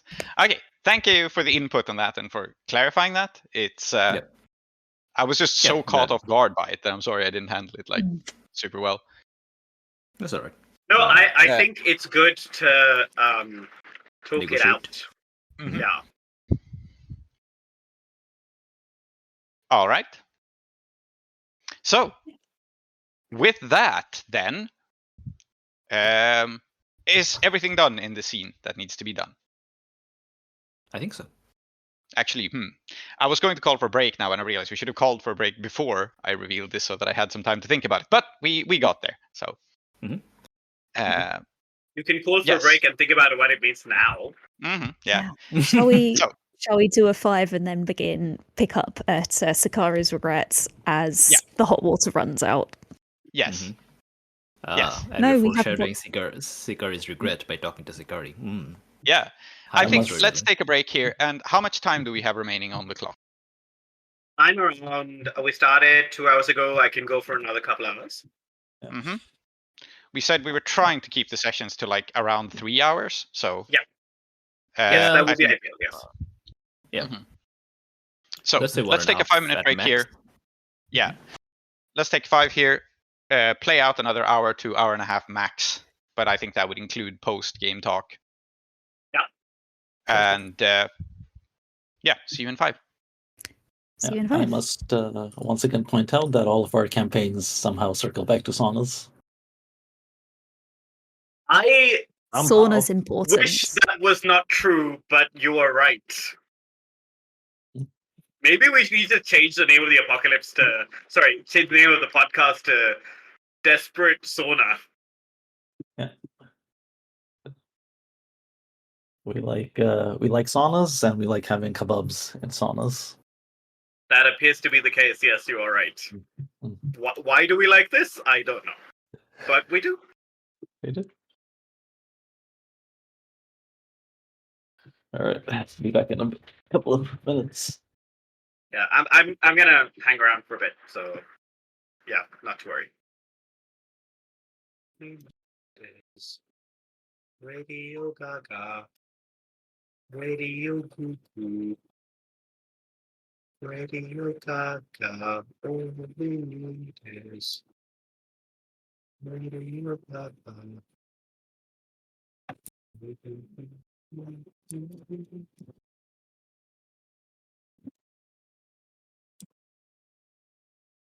Okay, so I think what we will open on is what was established by your living day-to-day move, because I think it's I am interested in not just centering what has happened before, but to actually see your living day-to-day. So what has happened here is that there is an enormous water boiler installed in your establishment.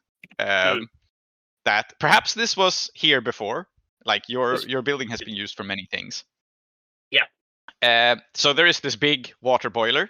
It is being loaded full of wood, full of fuel.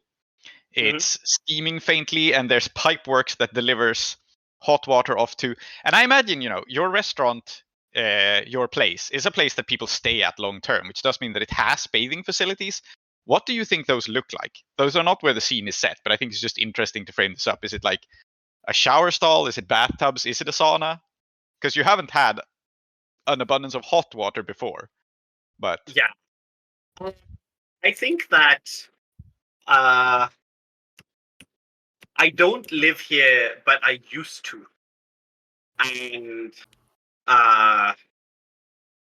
when I used to live, because I used to live here, I made sure, because I like a nice bath. I actually not repurposed, but I made sure that the current condition of the shower, etc., was very good. So it turns out, in fact, that there is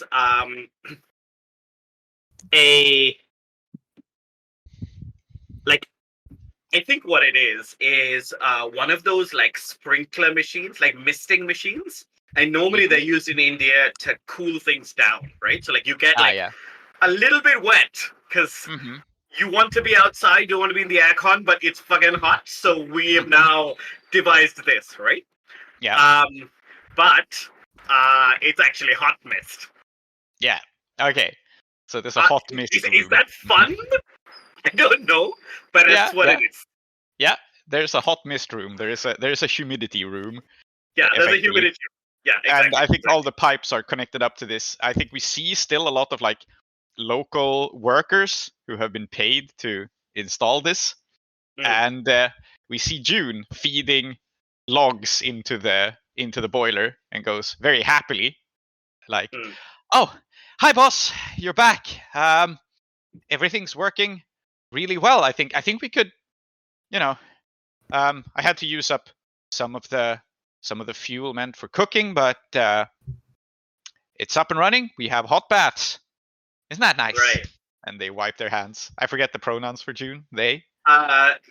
June. I think if I remember correctly, I said they them professionally, and that's all that matters to me right now, right? Like what June does in their personal time. Yeah. I don't care about. Or does June follow the system you have of everyone being she professionally and they privately? Maybe it's the other way around. Oh, yeah, it could be. Yes, you're right. Yeah. Okay, so let's go with June as she now. Cool. Yeah. So, yeah, she wipes her hands, and looks at you very happly. And you realize, I think, immediately that this must have cost a lot to fix this. Yep. I look around and I will say, "Oh, did I say that? Have I forgot? Like, I'm offering June a way to explain this to me. Yeah. By saying, "Oh, was that something we needed?" You left me in charge, right? And the the tenants, the long-term tenants, they've been complaining about the cold and not having any hot water to feel a little bit better about. All those tenants like Iskandaric and Thick as a Brick and those people. So I thought we'd do something nice for them. She says with a bright smile, saying something nice for the people who have just caught you no end of trouble. But she doesn't know that. She's not privy. No, why would we? Yeah. Sure. June, do you remember when we had that conversation? I guess it was a while ago. About the proper use of resources. Oh yes, but this wasn't all that expensive, I don't think. At least the material wasn't. The labor cost a little bit more than I expected, but I haven't looked it over. Right. But Okay. it's Well, been busted for so long. I thought. yeah. Okay. Yes. No. You're not wrong. And remind me, what? Who sold it to you? Where did you get it? Oh, I got it. Actually, a really, really good deal. I was one of Haxik's friends. It was one of Hack. Oh, right. You saw an ad, did you? Or like, Yeah, was it yeah, well, like when I was off drinking with Hacksake and then somebody just happened to come by? No, someone Haxik introduced me to a while ago, actually. And I think in this moment, Haxik appears behind you, collecting her winnings on her bet about what would happen with the Tower of St. Philomena. Yeah. So like, I mean, it's a really good thing that my bookie is professional, so that like I never screw someone over on the money they are owed, because otherwise I would be in real trouble. Yes. So Haxik goes like, "I heard my name." Yeah. Hey. Hi. Yo. What's this about a boiler and you having introduced June to someone who had metal work? Oh yeah. I know a guy, wandering engineer. Wandering engineer, huh? And you never mentioned this engineer to me. Well, I didn't have time to. We had politics to discuss. By the way, news has it they've settled everything down. There's been a conversation. And I think immediately the demeanor shifts, right? Like initially it was annoying, professional trouble, but day-to-day stuff, right? Like I'll deal with it. But like when it's news, immediately, like I think I'm like, oh, okay. In that case, okay, June, food, breakfast. Yeah. I'll get on it. And don't worry about the engineer guy. He's staying here too, so we'll get the money back in no time. Oh, he's staying here. Great. Yeah. Amazing. I made sure of it. Fantastic. Thank you.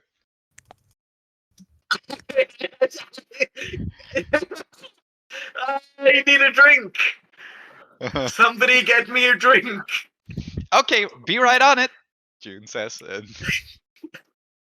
And I'm gonna sit down and I'm gonna look straight into Haxik's eyes, as if into her soul.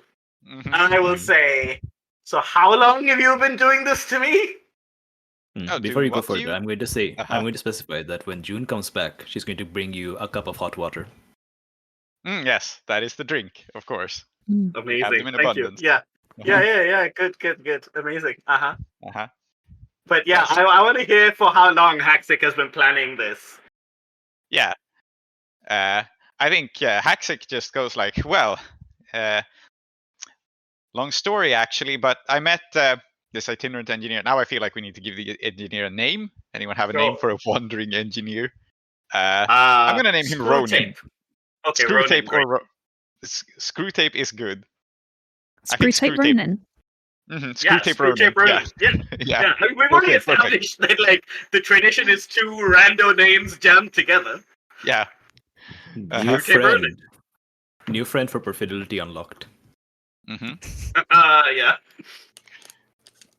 Yes. So pronouns. Sorry, because I'm noting it down. He, him. I think I said he for him before. So cool.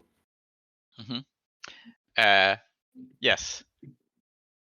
So she was like, met this wandering engineer, name of Screwtape Ronin, was an outsider to the valley, actually, which we seem to be getting a lot more outsiders lately. Isn't that funny? Anyway, he said he didn't think anyone around here would have use for an engineer. Well, I took him up on that bet, and here we are. You have a use for him, right? Really, I did. Unfortunately, the other gearhead who hangs around here just violently had a disagreement with me, which you overheard. Now I'm going to have to mediate them talking to this engineer, something that is definitely going to happen because from my experience, gearheads love nothing more than to gnash their teeth against one another, sometimes literally. Yeah, I can see that. Who do you think is better between them? Just a casual question. You know that I'm never going to answer this question. Sure. She, Tell me, like, what's tilts the her head, news? and sips the hot water she's been given. Yeah. It's like, Yeah, you know what? oh, If both of us get given hot water, yeah. worth it. Uh-huh. Yeah, I think she acts as if she's perfectly happy with this though, because Mm. that survivor, she She- goes she like, has oh to. well, Yeah. mhm. Tastes I like think boiler. Well- I think we're establishing, by the way, that apparently tea doesn't exist because you would just give people tea if you could, right? Yeah. Yeah, but this I is think- June. Yeah. Okay, This this is, is this is June. an idiot who wants to show you off the thing that she installed. Yeah. Okay, I want to be clear. This idiot cooks very well, though. Yes, but you didn't ask for Mhm. soup, did you? June thinks tea No, is a I soup didn't. because it has ingredients in it. You But asked for Oh, a tea drink. will. Jeez. You don't want to add tea and ruin the natural flavor of this excellent gourmet hot Yeah. water. Exactly. see. I think June Okay. thinks Ugh. tea is a soup. I think the setting has tea. It's just that June thinks every liquid that has an Okay. ingredient is a soup. Okay, I forgot that. Yeah. Okay. Cool. Uh-huh. Great. Yes. So Haxic goes like, they settled down. They made a deal. And now it looks like, I don't know if your tenants are coming back, so that might be a problem for you just cash flow wise. I think they've settled down into the tower. I think, in fact, the demons own it now, if I got the situation correctly, which I usually They do. took the tower over. Yeah. And Angelica is Oh, furious, but not much he can do about it. right. And I guess we'll have to go along with it, right? I don't know. I haven't heard from the vice president yet, or for that matter, from the other knights, the ones, down a- at the. Yeah, where but- did the other knights live? The fortress? No, what was it called? Yeah, Well, it I'm was not sure, yeah. yeah, full of Yeah. mushrooms, yeah. There's Yeah, probably the other knights down people at who the live elsewhere. Mhm. The knights down at the fortress might not be happy about it either, but Yeah, but you It is what can't it is. take you can't take the tower from a group of armed and dangerous people who are willing to defend it. Like the only reason even these guys got in was because Fennec dropped the ball, right? So oh yeah, Fennec definitely dropped the ball. Plus, there's some kind of sickness going through the place, although I hear they're recovering, so that's nice. right. Well, it might be good for business if they're recovering. Hmm. Okay, so what you're telling me is Angelica didn't die. Situation mostly kind of stable, question mark, as stable as things can be with Iskandaric and Tar-Minotaur and Perfidelity involved. None of them murdered each other. And did anyone die? Oh yeah, the tower killed someone. So word has it. The One tower of the didn't Iskandaric- kill anybody, okay? The tower is the building. Yeah, well, I only know what I heard. They say one of Iskandaric's seconds. I don't think Haxic has met Iskandaric's gang, right? It doesn't No, strike sure. me that she has the vibe of having interacted with them. So she goes like, Yeah. one of the seconds lieutenants or something. All I heard is the Mudrik. tower killed him. That might be the one.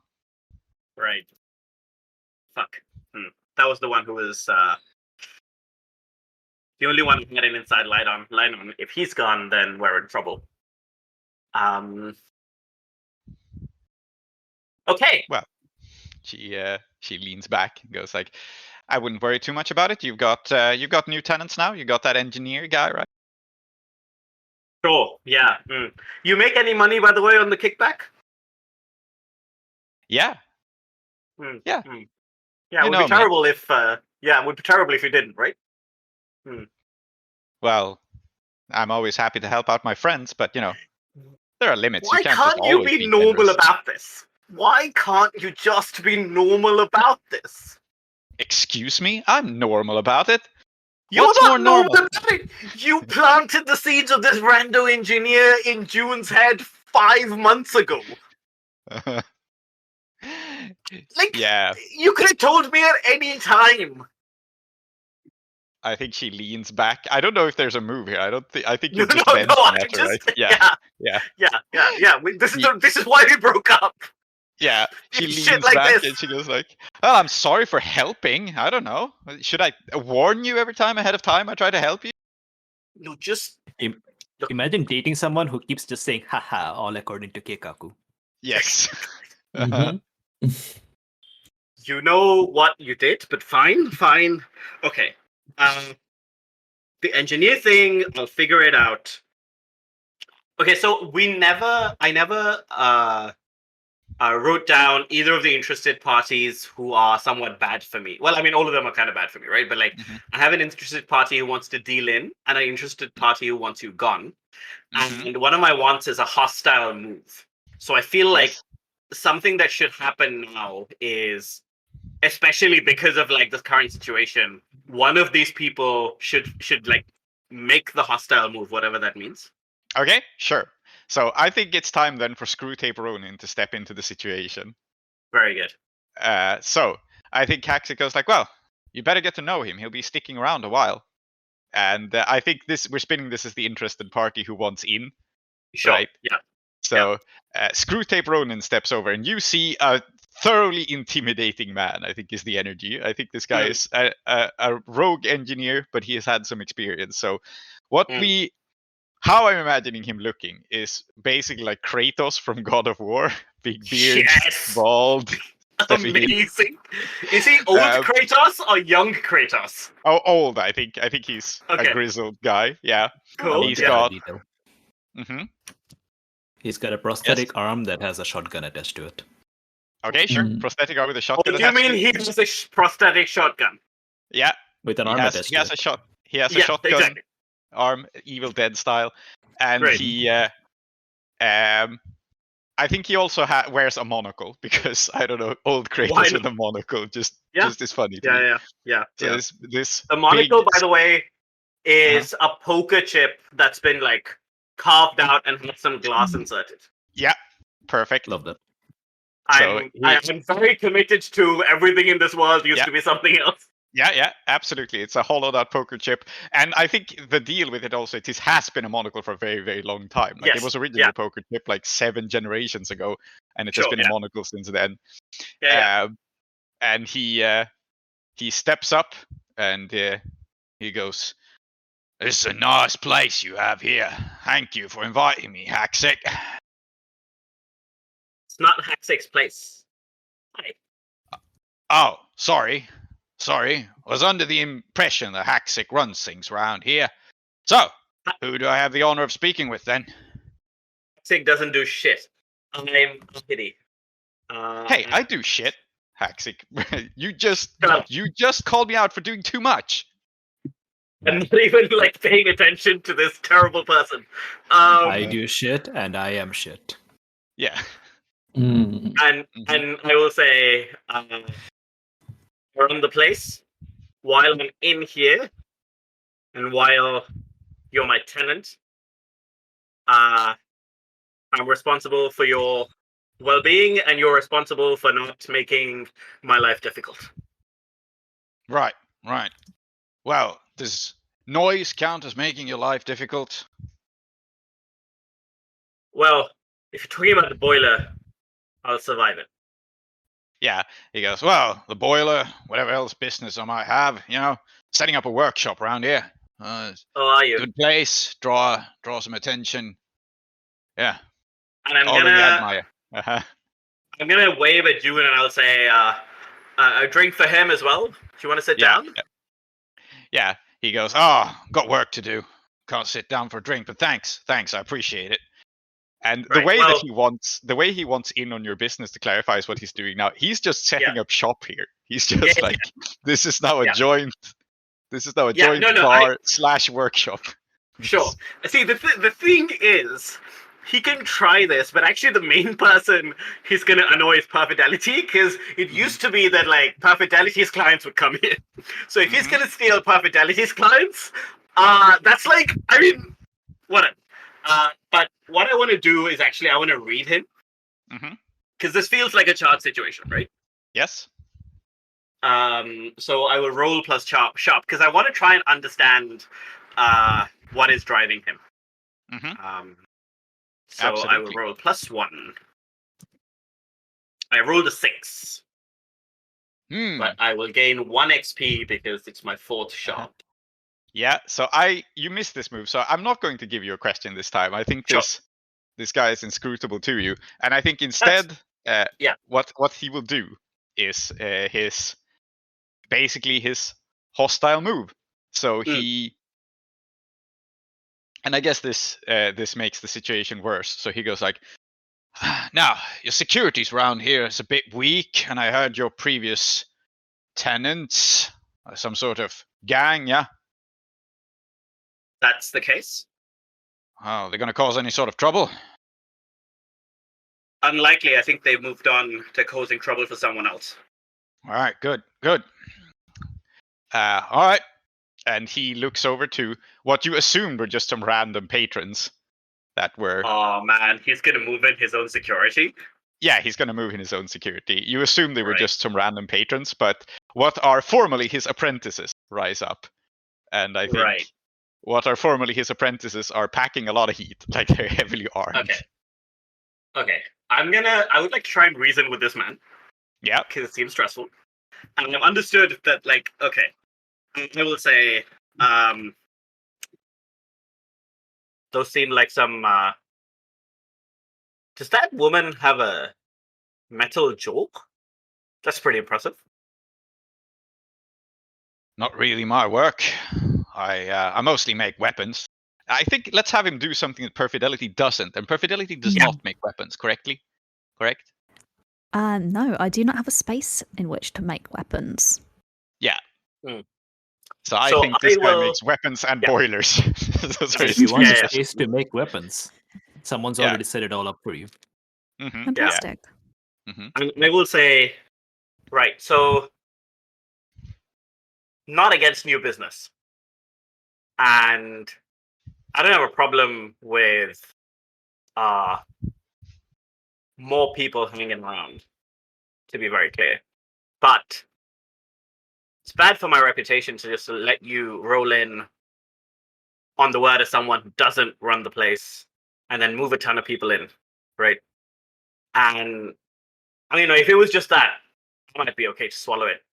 But it's also the case that there's another gearhead who likes to work out of here sometimes. And I'm not interested in watching two gearheads blow my place up because they don't want to tolerate each other. So if you want to stick around, you can. But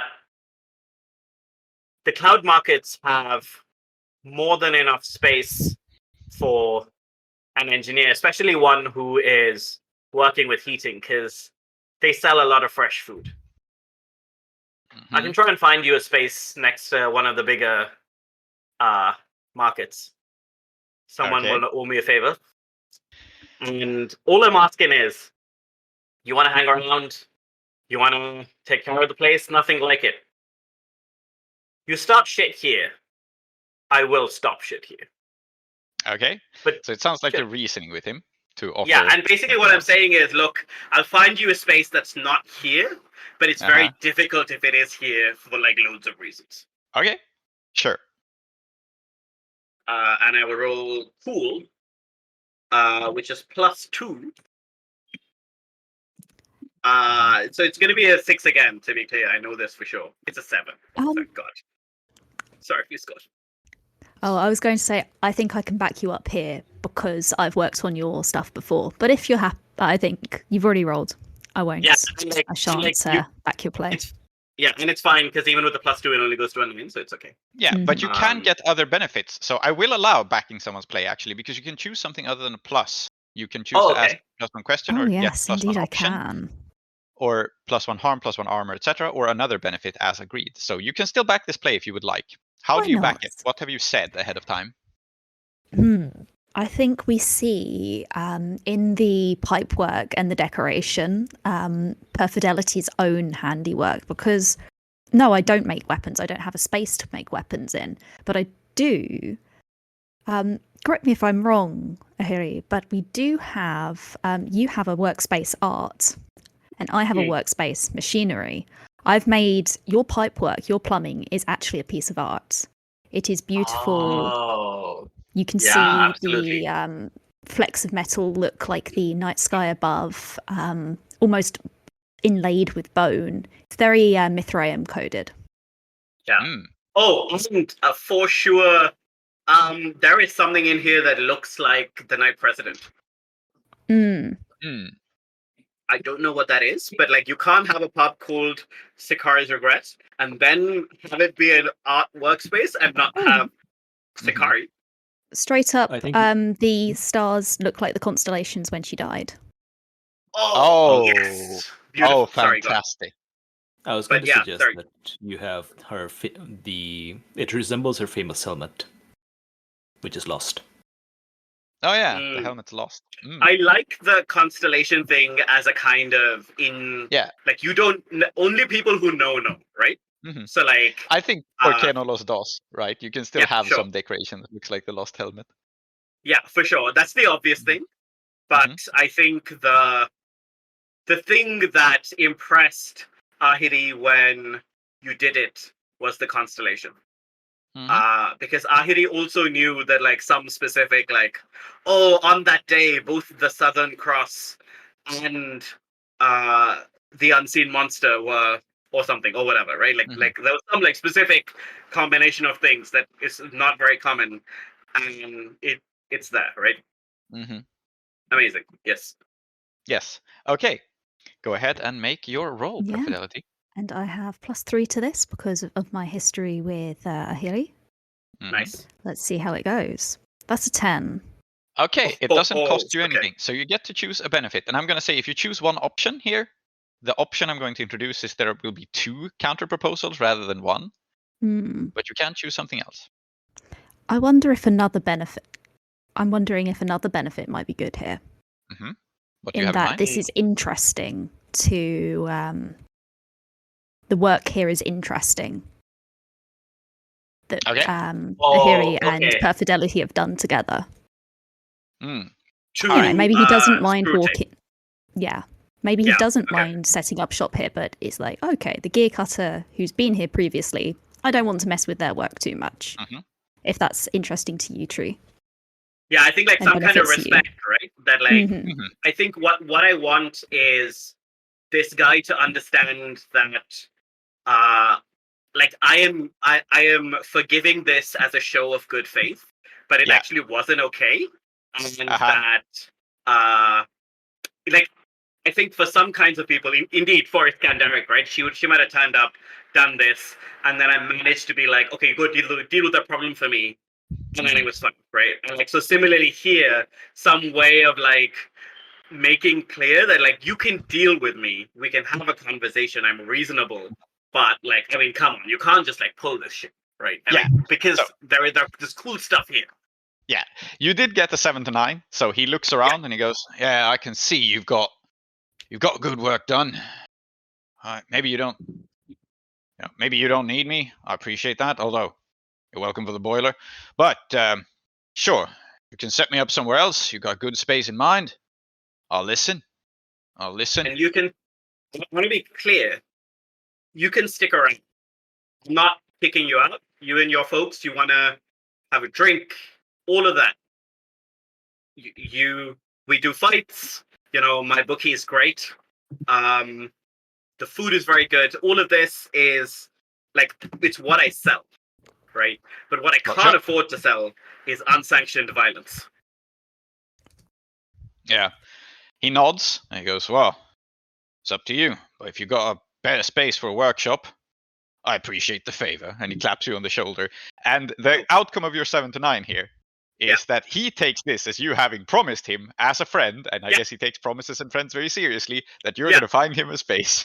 I have understood that this is what I'm committed to, right? But like it's also like it's a 7 to 9 in the dice. For the character, this is a full success. This is what I do, right? Like I hook people up with the things that they need. Yeah. The sort of consequence. The consequence of the middle ground is that if you fail to do this, or if you give him an inadequate work, he will be very disappointed. So yeah, 100%. Yeah. No, I mean like my reputation needs to be backed up, right? So like now I do what I do. Mm-hmm. Yeah. And Great. Haxic, meanwhile, sips her water beside you and looks up and goes like, well, this worked out, didn't it? I am gonna stab you one day, and not in the way you used to like. Very good. All right. She turns over towards a random person who's sitting next to you in the bar and goes like, told you they'd get along. And that guy pays up begrudgingly. Okay, so if somebody, I think this is the end of the scene. Somebody wants to turn up, they can. And if we want to go to the house, that's also fine. I hate this woman. And I'm going to have sex with her at least one more time in the next 2 weeks. One Beautiful. more time. Yeah. Yeah. Okay. Really. So, shall we go to the two things I'm interested in seeing next is either Tar-Minotaur's house or Perfidelity's workshop. Which one shall we cut to next? Or maybe Tar-Minotaur isn't going home. I don't know. But No, I'm definitely going home. okay. I think we probably I don't know. Let's say we see Perfidelity's workshop because we've been having that for a while. But out of character then, we don't have to have the scene. But what do we think we kind of say to each other before we part ways then Perfidelity? I wonder if it's something like Till the Stars Align Again. Or something suitably esoteric. Yeah, I think... okay, this is a good moment. I think I'll say... And you shall also be finishing the radio. A radio for us. So that I can come to your aid, if necessary. Perfidelity nods just short, sharp. I think already looking over. Yeah, I think more interested in making sure that you're healthy. She doesn't trust Angelica's work. Do you feel ready to go? I think also, I think Tar-Minotaur says, yes, I am very tired and I must have my rest to ponder my next course of action. I think also you can tell that she is withholding something from you. And I'm happy to tell you out of character what that is, which is that she wants to talk to you about this courier thing, but too much has happened right now. And I think she just wants to kind of not press that yet. But that's another reason she wants that radio, so that we can have conversations about things while we are not together. Now, I'm not going to read you. No. Perfidelity is not going to read you because Perfidelity does just want to go back to the workshop. She's ready to go and have her alone time. She's having her gear cutter time, okay? As you should. But I thought it was good for Salty to know. Yeah. Cool. Then, bon voyage, I guess. Have fun. Okay. Ooh. Question, what are you riding on? Because I, of course, have Fennec's old bike. Are you riding Matthew Mark IV? Can we have Matthew Mark IV as well? The Betrayer. I guess I am. There's just, can we have this? Can we have that with you people, isn't it? The code, the medicine. Or do you want the bike that ran you over? Listen, if you don't give me that, that's fine. There's probably some other vehicle here that I can just appropriate for my own use. Fine. Take the bike. Take it. Good. In the interest of our continued friendship. And if you think about it, Iskandaric is really good advertising. You have a knight riding your bike. Yeah. Isn't that cool? It is cool. Yep. Very good. I'll stat that up in the break. Okay. So, shall we start with Tar-Minotaur going home then, and seeing a little bit of that scene? I'm happy to do that. Yeah. All right. Sure. Okay. So, Tar-Minotaur, you drive back to your abandoned farmhouse, whose previous occupants were executed. Yeah, I think we see Tar-Minotaur walk in with her, what's it called? The blade thrower held out in case there's someone who's moved in who needs to be killed right now. Presumably there is no not. one has. No one has moved in. The house is empty, aside from the ghosts. Yeah. But I think it was worth painting the scene about how Terminator enters abandoned buildings. Yes. I mean, there could have been a mole man in there. You never know. Yeah. I heard they prefer deserts, but yes, go in. Yes, and we don't have to play out all of this at once. Of course, there can be a time skip here of you maybe renovating this house or doing something to it. But as it stands, it is an old farmhouse. There are bullet holes in the walls. There's signs of a crime having been committed here against the occupants. Right? It's kind of a desolate place out on the flats, but you have, with a vehicle, it's easy to get to and from now that you know where it is. Yeah. So I think we see Terminator drive up, as I said, and we entered the space, and the stuff that she hauled in here, because she was looking for a place to move into, right? So she would have had some of her things. There's probably a few other things that survived the flood that are actually still in Perfidelity's workshop that I'll probably go get. Yeah. We see a little scene. Probably we kind of see a big montage.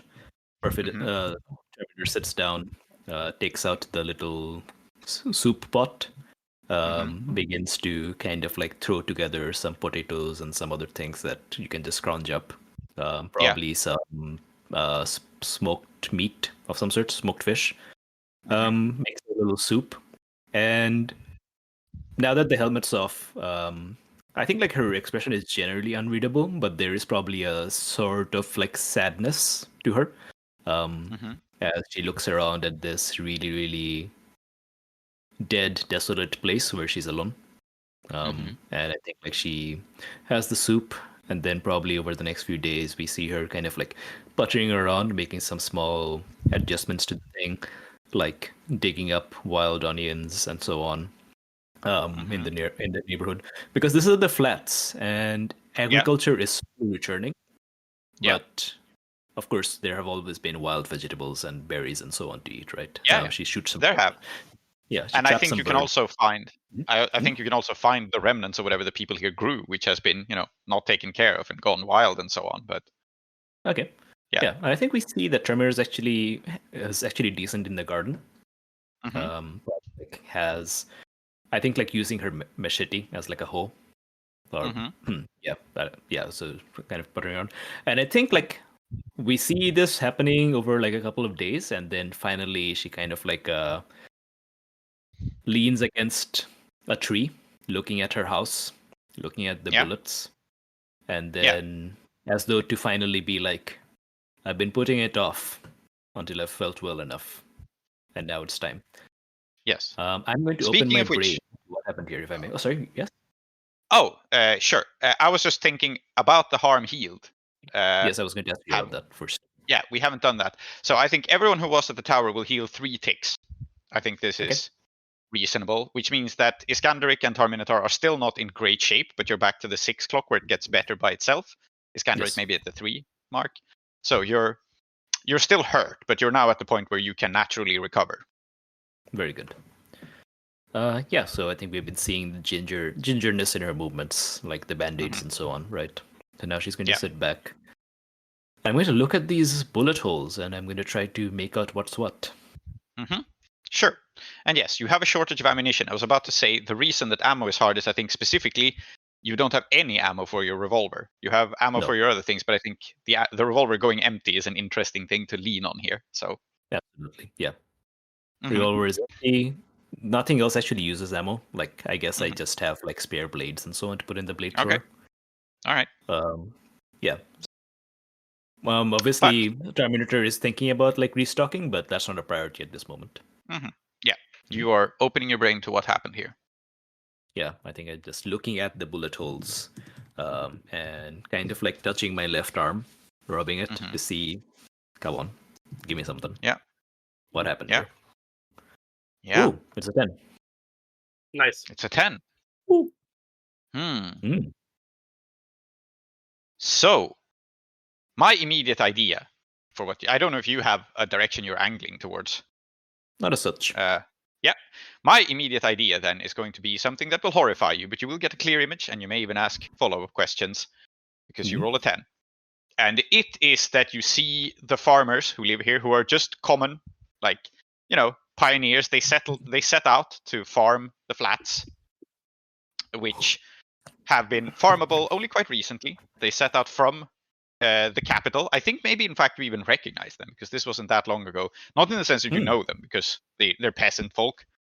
But there's something about them. Yeah, in fact, there's something about them that tells you that they were originally from the capital. What is it? Originally from the capital, something about them. Yeah. But They worked the farms at the tower. Or such. Yeah, no, I get it.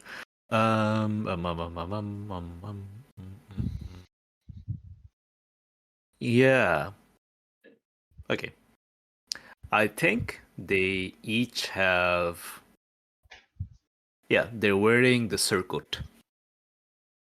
So I think like there's a surcoat, a sort of privilege given to citizens. If you live at the tower itself, then you are a citizen. Obviously, like everyone is a citizen in general, but like obviously the people in the city are the ones you can verify, and they get to wear like the national costume, which is a special kind of surcoat with the insignia of the tower on it. And I think like this is practical wear, so obviously you see it like patched and darned and so on, but like the tower itself is still kind of like there, quite visible, despite the years. Yeah. You don't want to throw this away. Yeah. All right. So you see them, and they are tied up, like they were shot execution style. So they are tied up and lined up against the wall, like held back. And the person you see pointing a weapon at them, and I think it's a nasty weapon. It's like an automatic weapon of some kind, something that fires fast. That person is wearing very, very garish and colorful, assembled from strips of everything and everywhere, a Harlequin outfit, and is a member of the Catch a Fool pack. I don't think it is Flagrance herself, but it is this merry gang of that you established, these Harlequin themed looters and raiders. Holds up a gun to them and just goes, "Oh, was there anything else? Oh, yeah, right. Well, see, we don't think anyone's gonna be bothered by it, but I thought I might let you know why, which is you." And the woman in the Harlequin outfit just points her gun casually at I think the oldest woman in the house. She was like, you. Your little brother, see, he let us in. So might be embarrassing for him to be found out that he used to, be a loyalist. So I'm doing him a favor. All right. And then she just opens in a bullet spray and kills them. Led into the presidential palace? Yeah. Okay, that's clear to me at least. Yeah. Can I see this person's face? Like, would I recognize her? Yeah, I think so. Do you mean the killer or the person whose brother let them in? I guess both. Yeah. So I don't think that this is Flagrance personally, because I think you're on the hunt for Flagrance. I think this is one of the members of the Catch a Fool pack who you don't know by name, but who you know was there and burned down the presidential palace. In fact, I think this person was part of the vanguard, one of the first people to like spring out of hiding, like led the ambush. So this is a person who was inside the palace. Were you there when the palace burned down? No, I don't think I was. I don't know where I was, but I don't think I was there. Yeah. Presumably because you would have defended it to the death. So yeah, then I think you just know this person from a description as one of the vanguard, one of the first people to broke inside alongside Flagrance. And I think her distinctive feature is a really, really long pointy nose and heterochromic eyes. Okay, heterochromia and a pointy nose. Yeah, absolutely. Is she Cleopatra? Is that what's happening here? Yeah. Yes. I guess that's her name now, Cleopatra. Because why not? It doesn't mean anything in this world. Very nice. Oh yeah, but she needs a second name. So Ah, yes. I guess it should go. Oh no, I think the Catch a Full Pack just have one name. Oh yeah, that's true. Flagrance only has one name. Maybe they Mhm. discard their other one. So yeah, Cleopatra of the Catch a Fool Pack. Mhm. Yeah. And the woman. I mean, we don't necessarily have to detail her. It could be like you could just tell me that I can recognize something I recognize afterwards. Yeah. makes I sense? think the thing you recognize about this woman whose brother let them into the palace, I think the connection you make, because you do get good information here. So that's what's really interesting to you.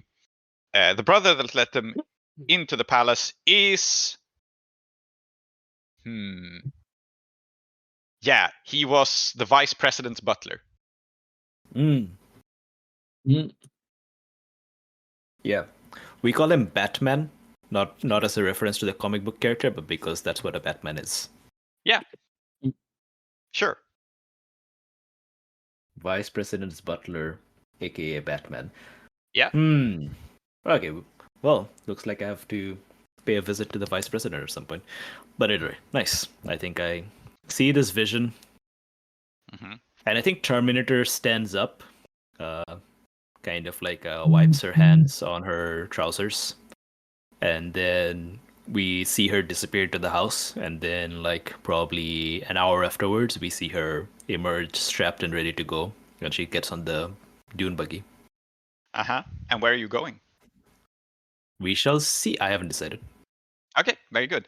Then I will cut here and go to Perfidelity. And let's try to get a short Perfidelity and a short Iskandaric scene and then wrap. Yeah? Yep. All good with that? Nice. So, Perfidelity, let's see your workshop. Please describe it. Yeah. So Perfidelity's workshop is well, in her mouth, a cenote kind of in the mountains of the valley where there was a settlement and there is another settlement above it. It's a very vertical space here.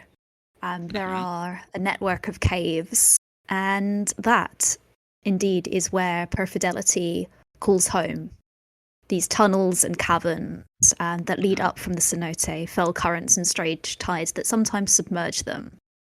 But these caverns and caves hold relics of the past, of things scavenged from the tides, the weird-ass electronic isolation tanks, probes, monitors, scavenged from the citadel. I have an observatory, telescopes, instruments for measuring the stars and the weather, ancient books and documents out, overlooking the cenote itself, maybe sometimes obscured by its mist, but mostly free from them. And this is also where I sleep, under the stars, and then kept dry and clear in the belly of the beast, a controlled growing environment, a lab and a still for creating chemicals. And I think we see a batch of them brewing right now, ready, thankfully, relatively stable.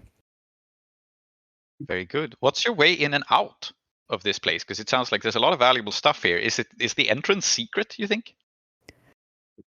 I think indeed the entrance is secret, and it's a tunnel that is because strangely this cenote does have tides and a tidal pattern to it, heralded by the moon, and the moon is full tonight when Perfidelity rides up, and so the tunnel, you skirt around the edge of the cenote, down, down, down into its depths, and just above the surface of the water, of this kind of salt, clear water, is a small tunnel, big enough for a bike to fit through. And that is where you access. That's the easiest way to access, the less booby-trapped way to access.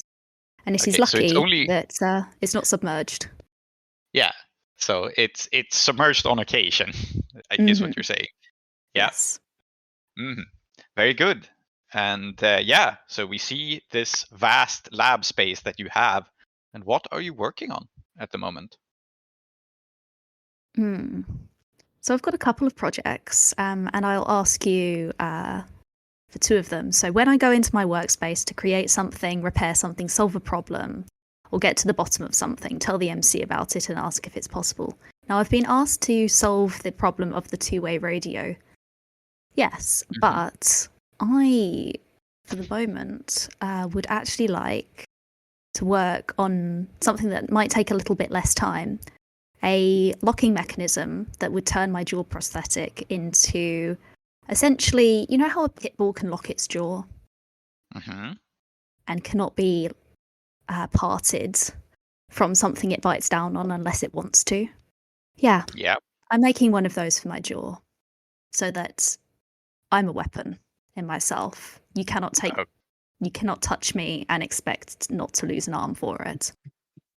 Is this because I said that one girl had a metal jaw and you were like, I can... Oh, no, I have a metal jaw already. I have a jaw prosthetic already. Right. Okay. It's because Fennec Garibaldi dared lay a hand on me, and I was unable to. I was helpless. Right. Yeah. So let me look again at what you have in your workspace, because I have an idea for what is required here. But you have mechanically a list of things that you have, which is a controlled growing environment, an observatory. You have the workspace for psi stuff, chems, and cosmology. And machinery. I always have a machine. So every gear cutter gets a machinery workspace as well. Yeah. Very good. So I think the interesting thing here is, like, you make prosthetics on occasion, but you're not a doctor. You're not medically inclined. And so I think no, actually, maybe I'll take this in a different direction. I think you are going to need help. You are going to need someone to help install it on you, is where I'm going with the medical thing. So, like, sure, no problem, you can make it. You can take out your jaw, you can make these adjustments. But to actually put it back in with this locking mechanism is very dangerous to do yourself. Because if you, like, reattach this prosthetic with the locking mechanism, then you just risk, like, harming yourself if something goes wrong. So you will need someone you trust to actually install it. And it's probably like a simple process to install it, but whoever does it will have to be very careful. And I think that's the only but I'm going to say. So you can take out your jaw, you can make the adjustment, but someone else will have to put it back in. And one of the things that is hard for you is bloodkin, which I'm in this case interpreting with people you trust, because I don't think there are a lot of people like that. Yeah. That you both trust to not betray you and to do a good job. Oh man, and I've just insulted Angelica by checking her work. Well. Yep. Need to find one of those. Oh well. So that is what Perfidelity is currently working on, and when it's obvious, I think she tries it, because no matter what, she's going to try it on her own. She can do this. She curses, and I think one of the screwdrivers is bent and twisted, and part of her jaw kind of hangs off. She shoves it and jams it back up into place, and there is a small spurt of red blood and brake fluid onto the floor. She curses. She looks at herself in the mirror, and if it's possible, like Master, like Squire, I would like to open my brain to my own jawbone. Because it too, this prosthetic of mine whispers to the psychic maelstrom. Yes, very good. You wish to speak with it? Go ahead. And where I'm going with this is that I think, I don't think I'm thing speaking this, is that I think Fennec Garibaldi is inside. Yeah. Go for it. That's a 9. Yes. So I think you open your brain to see if Fennec Garibaldi is behind this, and on a 9 you get an impression at least, but you don't get any follow-up questions. So I think indeed you sense Fennec Garibaldi's presence. You sense the presence of this person who was so zealously trying to bring you to the tower. And I think, you feel coming through like a little radio signal as you put your fingers on the bone, and you hear a buzzing, and then you hear Garibaldi's voice just saying like, "No, for that you'll need the tower."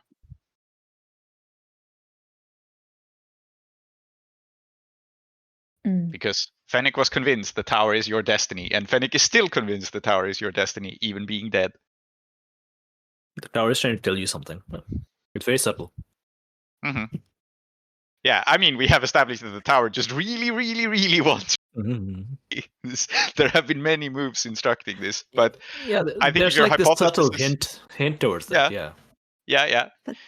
But I think the vibe you get from this is not like, this is Fennec speaking. This is not necessarily the tower spill. This is just Fennec being like, "I told you so," which doesn't necessarily mean that Fennec is right? And I think all the Perfidelity does in response goes, "Ugh, dickhead, fucking," and gets back to the workbench where I think there are the remnants of a gutted two-way radio in Twain, because that's what she really should have been working on. But instead decided to do this instead. So just, I reject your reality and substitute it with my own. Yep. Okay. It's fine. to Tar-Minotaur be understands clear. what kind of freak you are. Yeah, absolutely. And to be clear, like, this is Fennec speaking. Like, you caving to Fennec's demands won't necessarily make anything better. Read the Jawbone Project. Fennec is just fucking with you and wants you to go to the tower unrelatedly, just to make that clear. So, yeah. Good thing I can't read. Yes. I'm sorry, Fennec, but I'm not playing that game. Yep.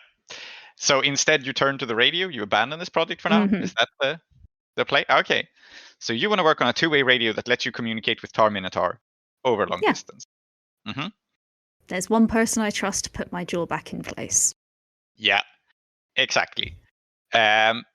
So I think then that what's an interesting cost for repairing the two-way radio? I think you need something for this.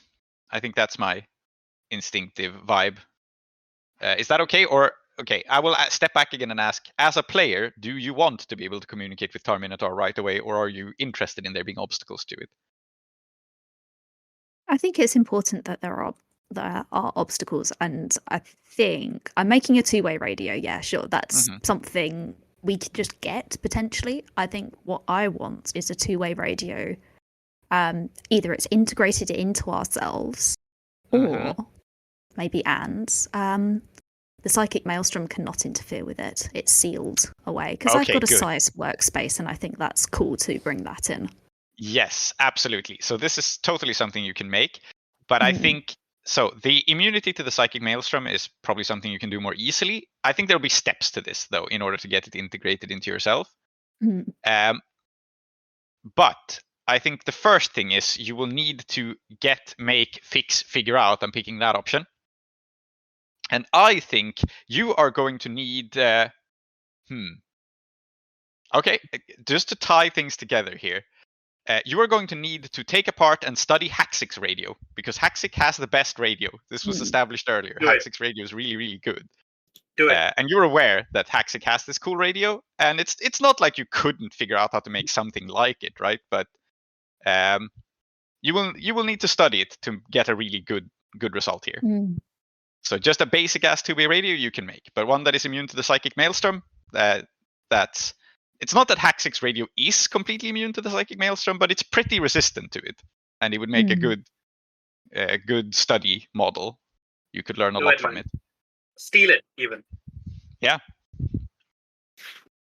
So how I'm framing this is essentially, to radio, you can just make it. For immunity to the psychic maelstrom, you need to study Haxix radio. And for integration into yourself, I think you were going to have to add something to your workspace first. I think to integrate it into your own body, you are going to have to need to add some surgical equipment. Yeah, I'm thinking you can get I think it's workshop healing or something like that. I need to figure that out. Yeah, that's cool. I think that makes sense. Yeah, so those are your two costs. Not an option for advancement, but that's good. It's time to go to Iskandaric. Hey, girly, I just need something else from you. Yeah, just one I more just thing. need more of your medical equipment. Just one more thing, bro. Just one more thing. Yeah. Are you happy with these costs then? Yeah, sounds good. Yeah, okay. And they've been noted down. Very good. And then speaking of Iskandaric then? Yeah, let's pivot to Iskandaric finally to see your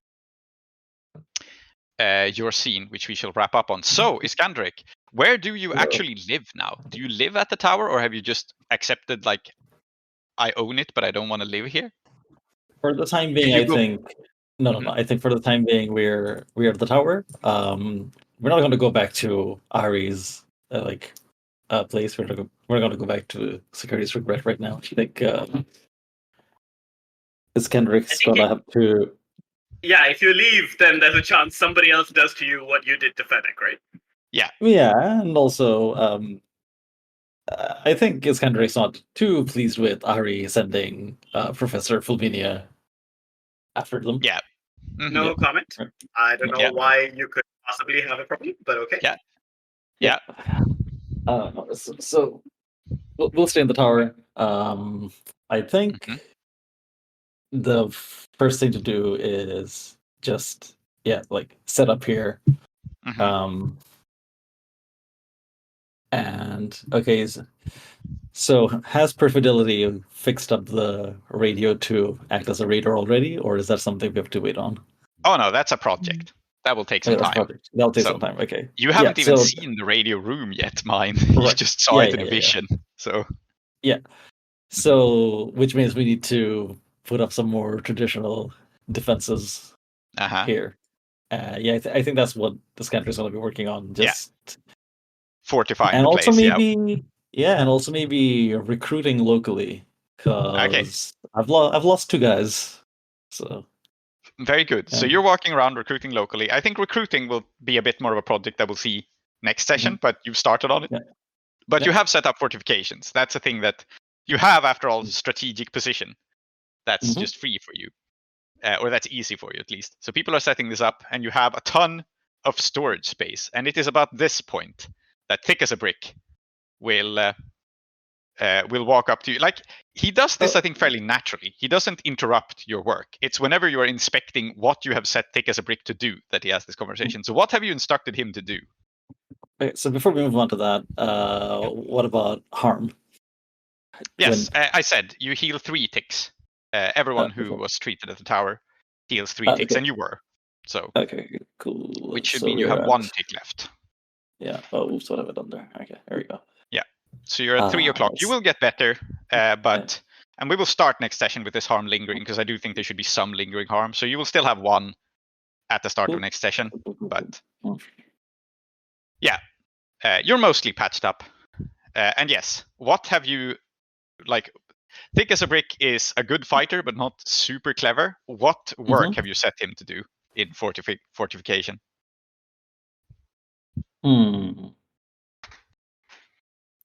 I think I would have sent him and my best fighter, which is Speed Freak, to essentially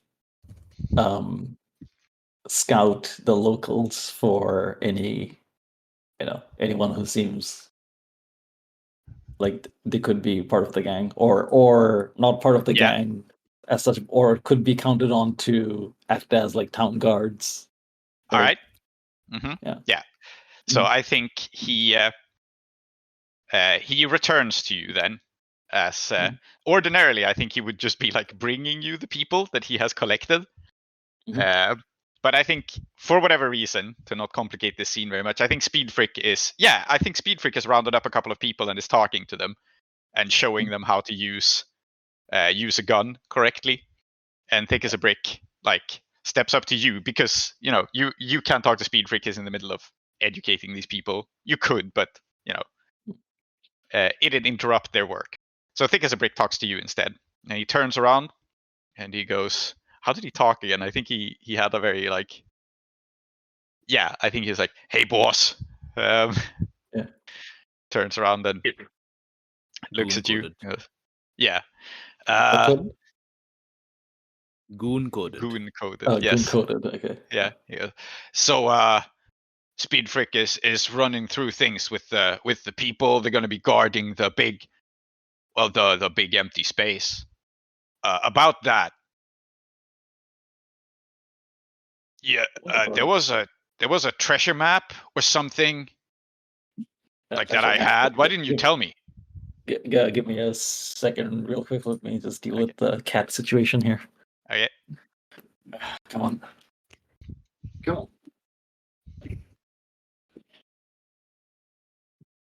Right. Yeah. Yeah. So he goes, why didn't you tell me I had a treasure map or something? Because I wasn't keeping that from you on purpose. And so wait, sorry. He's saying, why didn't I tell him, and he wasn't keeping it on purpose? Yes, he is thick as a brick. He's pretty dumb. So he's Perfidelity revealed the fact that he had a treasure map on him.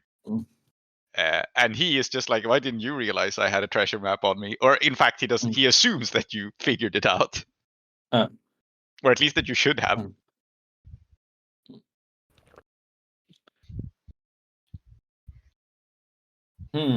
How do you answer a question like this? I think. No, I think Iskandaric has rules about people coming in to see her about personal matters.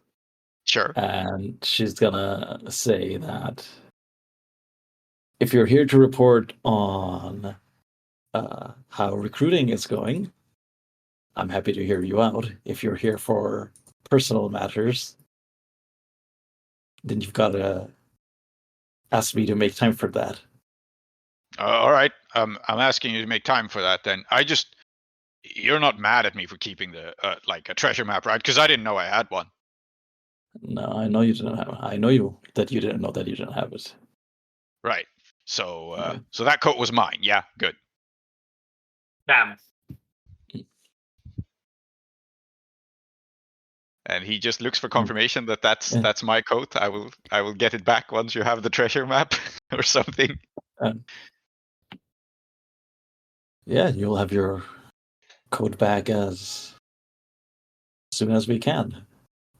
And I think I am pushing a move here. I think that you are reasoning with him. I think that we've had a lot of reason with someone moves, but yeah, I was gonna say that I was trying to read him because the words that he says does not make sense. But I think but reason with someone is fine as well. You can read him if you prefer. Absolutely, it's up to you. Yeah. Okay. Well, why not? Let's read a person because I'm not entirely sure what the vibe is here.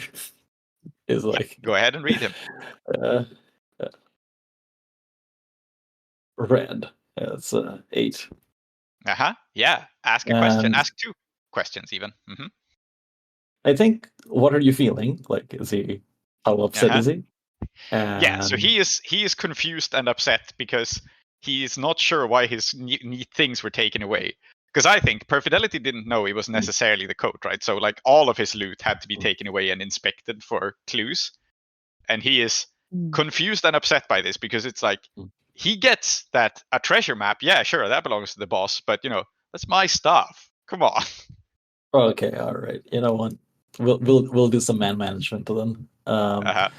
And I guess question number 2 then is, if I get to ask the second one, is how do I get him?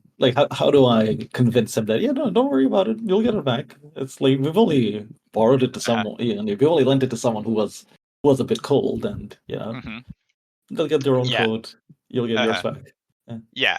How can you convince him of this? I think the way you can convince him is straightforwardly to give him proof that you prioritize him higher than the other people in your gang, because you've had a ton to do. We haven't shown the scenes, right? But all of your gang members Yeah. have various needs, and you Mhm. need to concretely show him that he is a priority, which also means showing Speed Freak that he is not a priority, because Speed Freak is like ready to report now. So Okay, you may I not think be able to. then, You may not be willing to do this. You may want to prioritize Speed Freak higher, right? But if you yeah, can give Thick as a Brick some indication that he is a valued and important member of the gang right now. Yeah. Okay. Give him a cool All right, in title. that case, Give him a sorry, cool well title. done. Yeah, give him a cool title. You're missing lieutenants. Yeah. He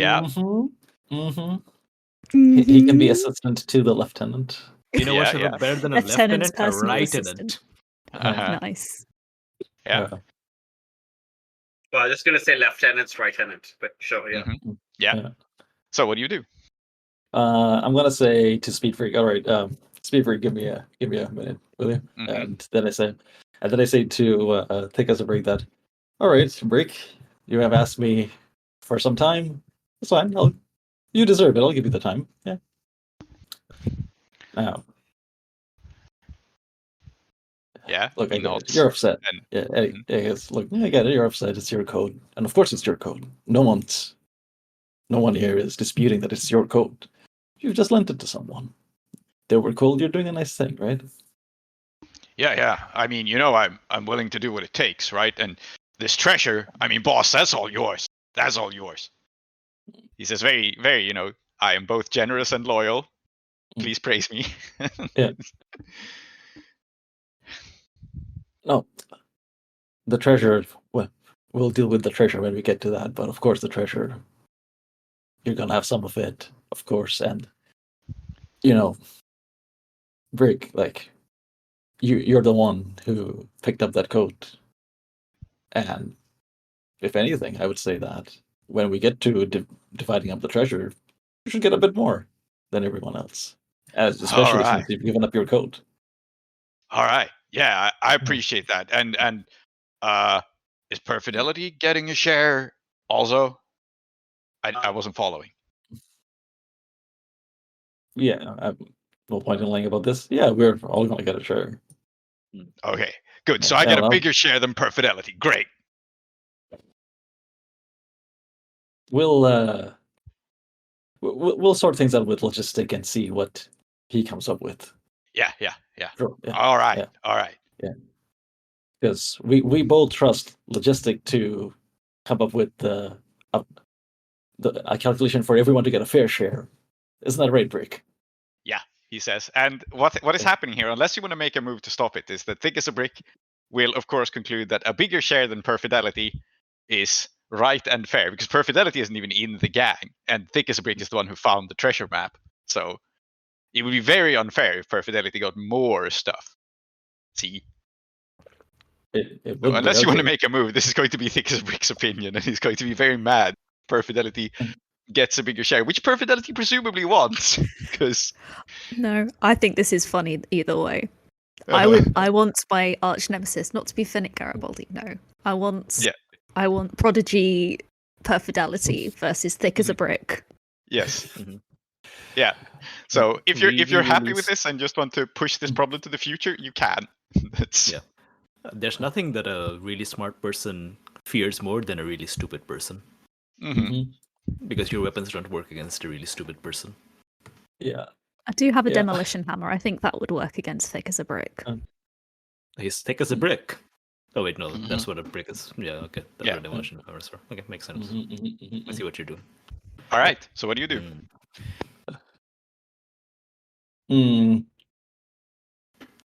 No, I think I don't think Iskandaric is the push problems with the future kind of person. Okay. Because I think it's gonna go Brick. I think just so we're clear here, right? There's gonna be a division between Perfidelity and the gang, and then amongst the gang, we will divide between ourselves. We understand this, right? Okay. Right. So Okay. she's Here. gonna get the same amount as the rest of the gang combined. No, Yeah. Mhm. Okay. I think that this is a move, and what move is it? I don't know if you're reasoning with him even, because It's just, yeah, let's call it reasoning with him. You're not threatening with something. You're not I'm quite not threatening him. I'm ordering. not even like, Yeah. I'm not even pulling rank. I'm just like, we will deal with that. Yeah. Yeah. Okay. Let's see the reason with someone move. You don't get a bonus to have read a person correctly, so let's you reason with him and see if you can calm him down about this. It's a 7. It's a 7. So ask for the counter proposal, or ask what you would have to do to convince them. Yeah, straightforwardly, what you have to do to convince him in this case is to give him some other intangible reward, such as a title of lieutenant. Like if he gets a title in the gang, then he will be okay with this. Okay. Right, tenant. Yeah. Okay. All right. So. Okay. So you can sort of sense this. I think you say this, and he goes like, "Yeah, we split in the gang. That's fine." And you will need to distract him with some other more intangible reward. Okay. It goes like, okay. So it kind of goes. All right. Right now, I wanted to keep this for later, of course, but it's just between you and me right now. But now that Luca is out, I need someone else that I can rely on, right? Someone, and I want you to be like by my right side at all times, my right hand man. So I'm making you, yeah. So he was lieutenant, and we'll still have a lieutenant later, but you get to be lieutenant. You're always gonna be like, you stay right next to me. I'll keep an eye on you. You do right. Yeah. He nods. He goes like, "All right, boss. All right, great. So I'm lieutenant, and then later logistics will divide up the loot and of the I'll get a fair share of our half." Yeah. Just keep it between us for the time being, though, right? Because we've got to sort it out with everyone else later. Yeah, got it. Yeah, but I got my eye on you. He claps you on the shoulder and goes like, "Thank you, boss. I appreciate it. I won't let you down. I won't let you, especially when I get my coat back. Hey, maybe we can sew some emblems on my coat, right? Like some emblems to show the right, like a right hand. Yeah." Yeah, of course. Rick, that's a great idea. I think you should design it as well. Oh yeah, I have an. He's totally going to. He's not going to do a right hand. He's going to do like sew a right turn ahead sign on it. I think that's going to be the. That's going to be his emblem. Yeah. Nice. And I think he thanks you for this. And yeah, you have resolved the matters. And I think here is where we will wrap it. Is everyone good with that? Yeah. I think this is a good place to close the session. So, for those of you who are not patrons, thank you for listening, and we hope to hear you next time. And for those of you who are patrons, I invite you to stick around. Thank you so much for listening. Goodbye. Goodbye, everyone. Patrons. Yeah. And hello, patrons. Yeah. Hello, exclusive VIP members. Yes, I just figured we'd have a little bit of a post-game talk here, because I feel like... I forgot about the end of session questions, but I guess they'll be patron exclusive. I just wanted to, before we do the end of session questions, go like, how's everyone feeling? Did we feel like we got things back on track? I think so. Yeah. Yeah. I think every character feels like they have some forward momentum. Every character feels like they have a thing to do. I think we set up quite clear objectives for everyone for next session. In fact, Ahiri is getting a workshop. Perfidelity is working on a project. Tar-Minotaur has many people to pursue and kill. And Iskandaric, you're the only one who doesn't have a thing that you're going after right now, but I think that's fine because you're gonna have to be managing your new home. So yeah, and I've got some ideas for what to do once Yeah. we are set up here. All right, good. Let's real quick go through the end of session questions, and then we shall we'll do a Discuss little bit further. more, discuss further. Yeah. At the end of every session, choose a character who knows you better than they used to. Let's do the last scenes in reverse order. So let's start with Iskandaric. Who knows you better? Tar-Minotaur. Okay, Tar-Minotaur. You add +1 with Iskandaric. That resets it to 1, and I take XP, and something happens. That makes Hold on. sense. They added a new thing in this version of the game. Yes, I know. So, I mark 1 XP, and I choose one of the following to ask or tell them. Well then. Okay. I'm thinking of going to go see Cassador Sicari. How do you feel about that?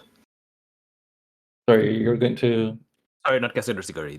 I'm going to go see the Vice President Cotopaxi. You're going to see Vice President Cotopaxi. What's your take? Yes, How do you feel about that? Yeah, what do you suggest? Interesting. Now you see, Iskandaric is also interested in the people who offed Cassador Sicari and going to the presidential palace. So the vice president is in the presidential burnt out husk of the presidential palace, right? Yeah, that's normally where he is. He wasn't there now. We established that because he would have been nearby enough to interact with you in this scene. But that's where he lives. I've decided where he is, if I can decide. Okay, sure. Hmm. Tell me where he is. The season is fall, right? Mm-hmm. Right now? Or was it spring? It's a wet season, at I least. think it was spring, wasn't it? Yeah. Spring, because we said... Yeah, it was spring. Yeah. Spring flood. Wet season, anyway, yes? Okay. He's gone to the Grand Caravanserai to Sarturi Wear and Gear to pick up his this year's fittings of suits. Okay, sure. For him and his polyquill. Okay, sure. He was clothes shopping while this happened. Okay, sure. I wanted to establish that it is not anything useful or important. Okay, sure. It's just Pitry and charge. Okay, so we will see the vice president there next. Okay, yes. What are your feelings about the vice president, Iskandaric? I don't know if Iskandaric has feelings about the vice president, but I think Iskandaric would want to. I mean, what exactly is Tar-Minotaur saying? Like, what's the? I'm not saying anything really. This is an out of character thing, right? We are not communicating about this in character. This is just a question. What would be Iskandaric's opinion of Tar-Minotaur getting in president? I think the opinion would be just to keep her ear to the ground about this. Okay. It is of interest here, right? But I don't think she feels like she has to get involved right now. I think the important thing for you is that technically, I think he would say that he's in charge of the Tower of Sinful Mina, actually. Yeah. Yes, he would, but we've also established he's extremely ineffectual. So yes. Yeah. We'll see. I don't know how he'll likely feel about it. We'll see. Yes. But then sorry, you finish. Are we done? Yes. No, was that thread done? I'm moving on. Okay. At the end of every session, judge for yourself. Are you satisfied with the world and your place in it? If you're not, take an XP. Iskandaric, are you satisfied right now? Or are you hungry for more? Pretty satisfied at the moment. I think it makes sense. Got some deals done. Yeah. And judge for yourself. Does your scavenge choice still hold true? We upgraded last session, I think. That's my scavenge you say. Your barter. Yeah. I mean, I don't see why that would have changed. So yeah. I think that has not changed. So it still holds true, so you get an XP. Yep. Great. Okay. And that's you. Perfidelity. That's me. Who knows you better? Who knows me better? I think Iskandaric does. Yeah. Cool. Okay. Okay. Take +1 with Perfidelity. All right, so it's a 3. 1. 1. I mark And XP. you get XP, and you ask a question. Is there Yep. That's on the. So there's what's a secret I've learned or realized about you? I'm more open to you than I was. You gain +1 history with me. Hey, I'm thinking of doing something. What's your take? What do you suggest? Which is the one Tar-Minotaur went for. Or what's our next step? Let's make a plan together for what comes next for us. So those are 4. rolling over HS? Oh, why can't I see it? Making moves, experience and improvement. Oh, yeah, here we go. What's the secret I've learned, realized about you? I'm more open to you than I was. Let's go with number 1, because I think that's the one that Okay, what? makes the most sense. What's the secret I've learned or realized about you? Ooh, what's the secret that you've learned or realized about Perfidelity, Evergreen, as the Hookush? That is a question. I think that you've realized that. Oh, yeah. That she is. I mean, we've already established that she's desperate for Tar-Minotaur's kind of guidance and not necessarily affection, but recognition. The secret is that any power player in the valley could take that position. It's just Tar-Minotaur is the one currently residing in it. Mm, That is interesting. that is neat. Yes. Mhm. All right. Thank you for establishing that. And Perfidelity, are you satisfied with the world and your place in it? Never. Nope. Take an XP. And does your scavenge choice still hold true? So the other scavenge choice is, in addition to your trade goods, you have a stranglehold. You're the only source of a particular thing that the people around you love or need. You have barter +2. I don't think that's true, because we've just introduced Screw Tape Ronin. So I think, yeah, my current scavenge choice does still hold true. Okay, then take +1 XP. And your scavenge choice can change the things not on the list, obviously, but I don't think Yes. your fortunes have meaningfully changed. I think Very maybe good. once we've got some more treasure, we'll find out. Yeah. Very good. Then let's do Tar-Minotaur.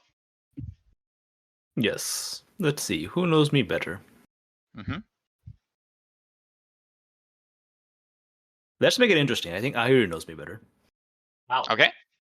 All right. Ahiri, take +1 with Tar-Minotaur. Does that roll you Right. over? No, I'm at 3. Okay. Oops. Good. Then that's what Makes sense happens. here, I think. Tar-Minotaur, are you satisfied with the world? No, of course not. Yeah, take an XP. And has your barter situation, does it still hold true? It still holds true. Then take an XP. Which means I get an advancement. Beautiful. And Nice. Ahiri, finally, who knows you better? And I will point out that there's also an option that someone knows you worse. You may say that instead. Yeah, I feel like nobody really knows me better, which is how I like it. I don't want anybody to know me personally, because that's the whole point of only knowing them professionally. So I think if it's nobody does, then you just pick someone who takes -1. Is that it? Yep. I think Iskandaric should take -1 because not only does she not know me as well, she's moved up. Yeah, I think it makes sense. So Iskandaric, lower your relationship with Ahiri by 1. So wait. It was at -2, so my -1 would roll it to I think -3. you go back to so then you reset, right? I think Then you reset it to -1, Yep. and you mark XP, but you don't get a question. You just mark Okay. XP because your relationship has deteriorated. And that levels you up, doesn't it? It does. Nice. Fully leveled. And our gaming baby. Mhm. Sorry, Juan. Yeah. And then finally, Ahiri. It's a bit disappointing that there aren't questions for knowing someone worse, actually, I will say. I think that could be fun, but there aren't, so let's not go with it right now. So, are you satisfied with the world and your place in it, Ahiri, at the moment? I think the last couple of sessions the answer was yes, but now apparently not, because I need to be doing some things. I need to be proactive. So I'm not. I have to go do some work, which is fine. But I do have you to get do an the work. XP then. Yeah. Yeah. And I think your just scavenge choice still holds true. Yeah, it does, right? Because I'm still living for my venue and I'm reinvesting everything into it. So We have that's an established that XP. you don't have. Yeah, you get an XP. We have established that you don't have liquid currency, and I think that's something that will continue to be the case. Which doesn't mean you're dirt poor. You just can't make any more big investments because June made one for you. So the way that it goes. Okay, so I also get an advancement, which I will think about this week. Okay. So I can't get aggro. I can never get aggro. I forgot about that. Okay, cool. Yeah. Yes. So thank you so much for being with us, patrons, and we will see you all again next week. In 2 weeks. Patrons. Next whenever. Goodbye. Bye. You've been listening to Desperate Attune Season 3, called No Anthem. I've been your host, Holly. With me have also been Zoheb, Aadiyat, Salty, and Tree. If you'd like to support our show, you can do so at patreon.com/desperateattune, which will give you access to our Discord and also give you access to our episodes 1 week early.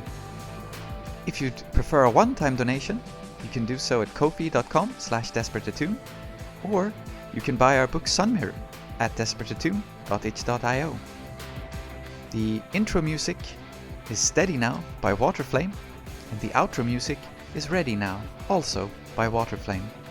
Our logo design is by Fahim Anzum Rumman. Thank you for listening to Desperate Attune, and we hope to see you again next episode.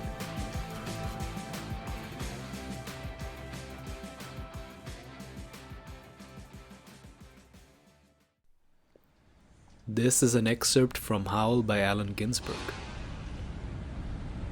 Who alone did through the streets of Idaho seeking visionary Indian angels who wore visionary Indian angels, who thought they were only mad when Baltimore gleamed in supernatural ecstasy, who jumped in limousines with the Chinaman of Oklahoma on the impulse of winter midnight streetlight small town rain, who lounged hungry and lonesome through Houston seeking jazz or sex or soup, and followed the brilliant Spaniard to converse about America and eternity, a hopeless task, and so took ship to Africa, who disappeared into the volcanoes of Mexico, leaving behind nothing but the shadow of dungarees and the lava and ash of poetry scattered in fireplace Chicago, who reappeared on the West Coast investigating the FBI in beards and shorts with big pacifist eyes, sexy in their dark skin, passing out incomprehensible leaflets, who burned cigarette holes in their arms, protesting the narcotic tobacco haze of capitalism.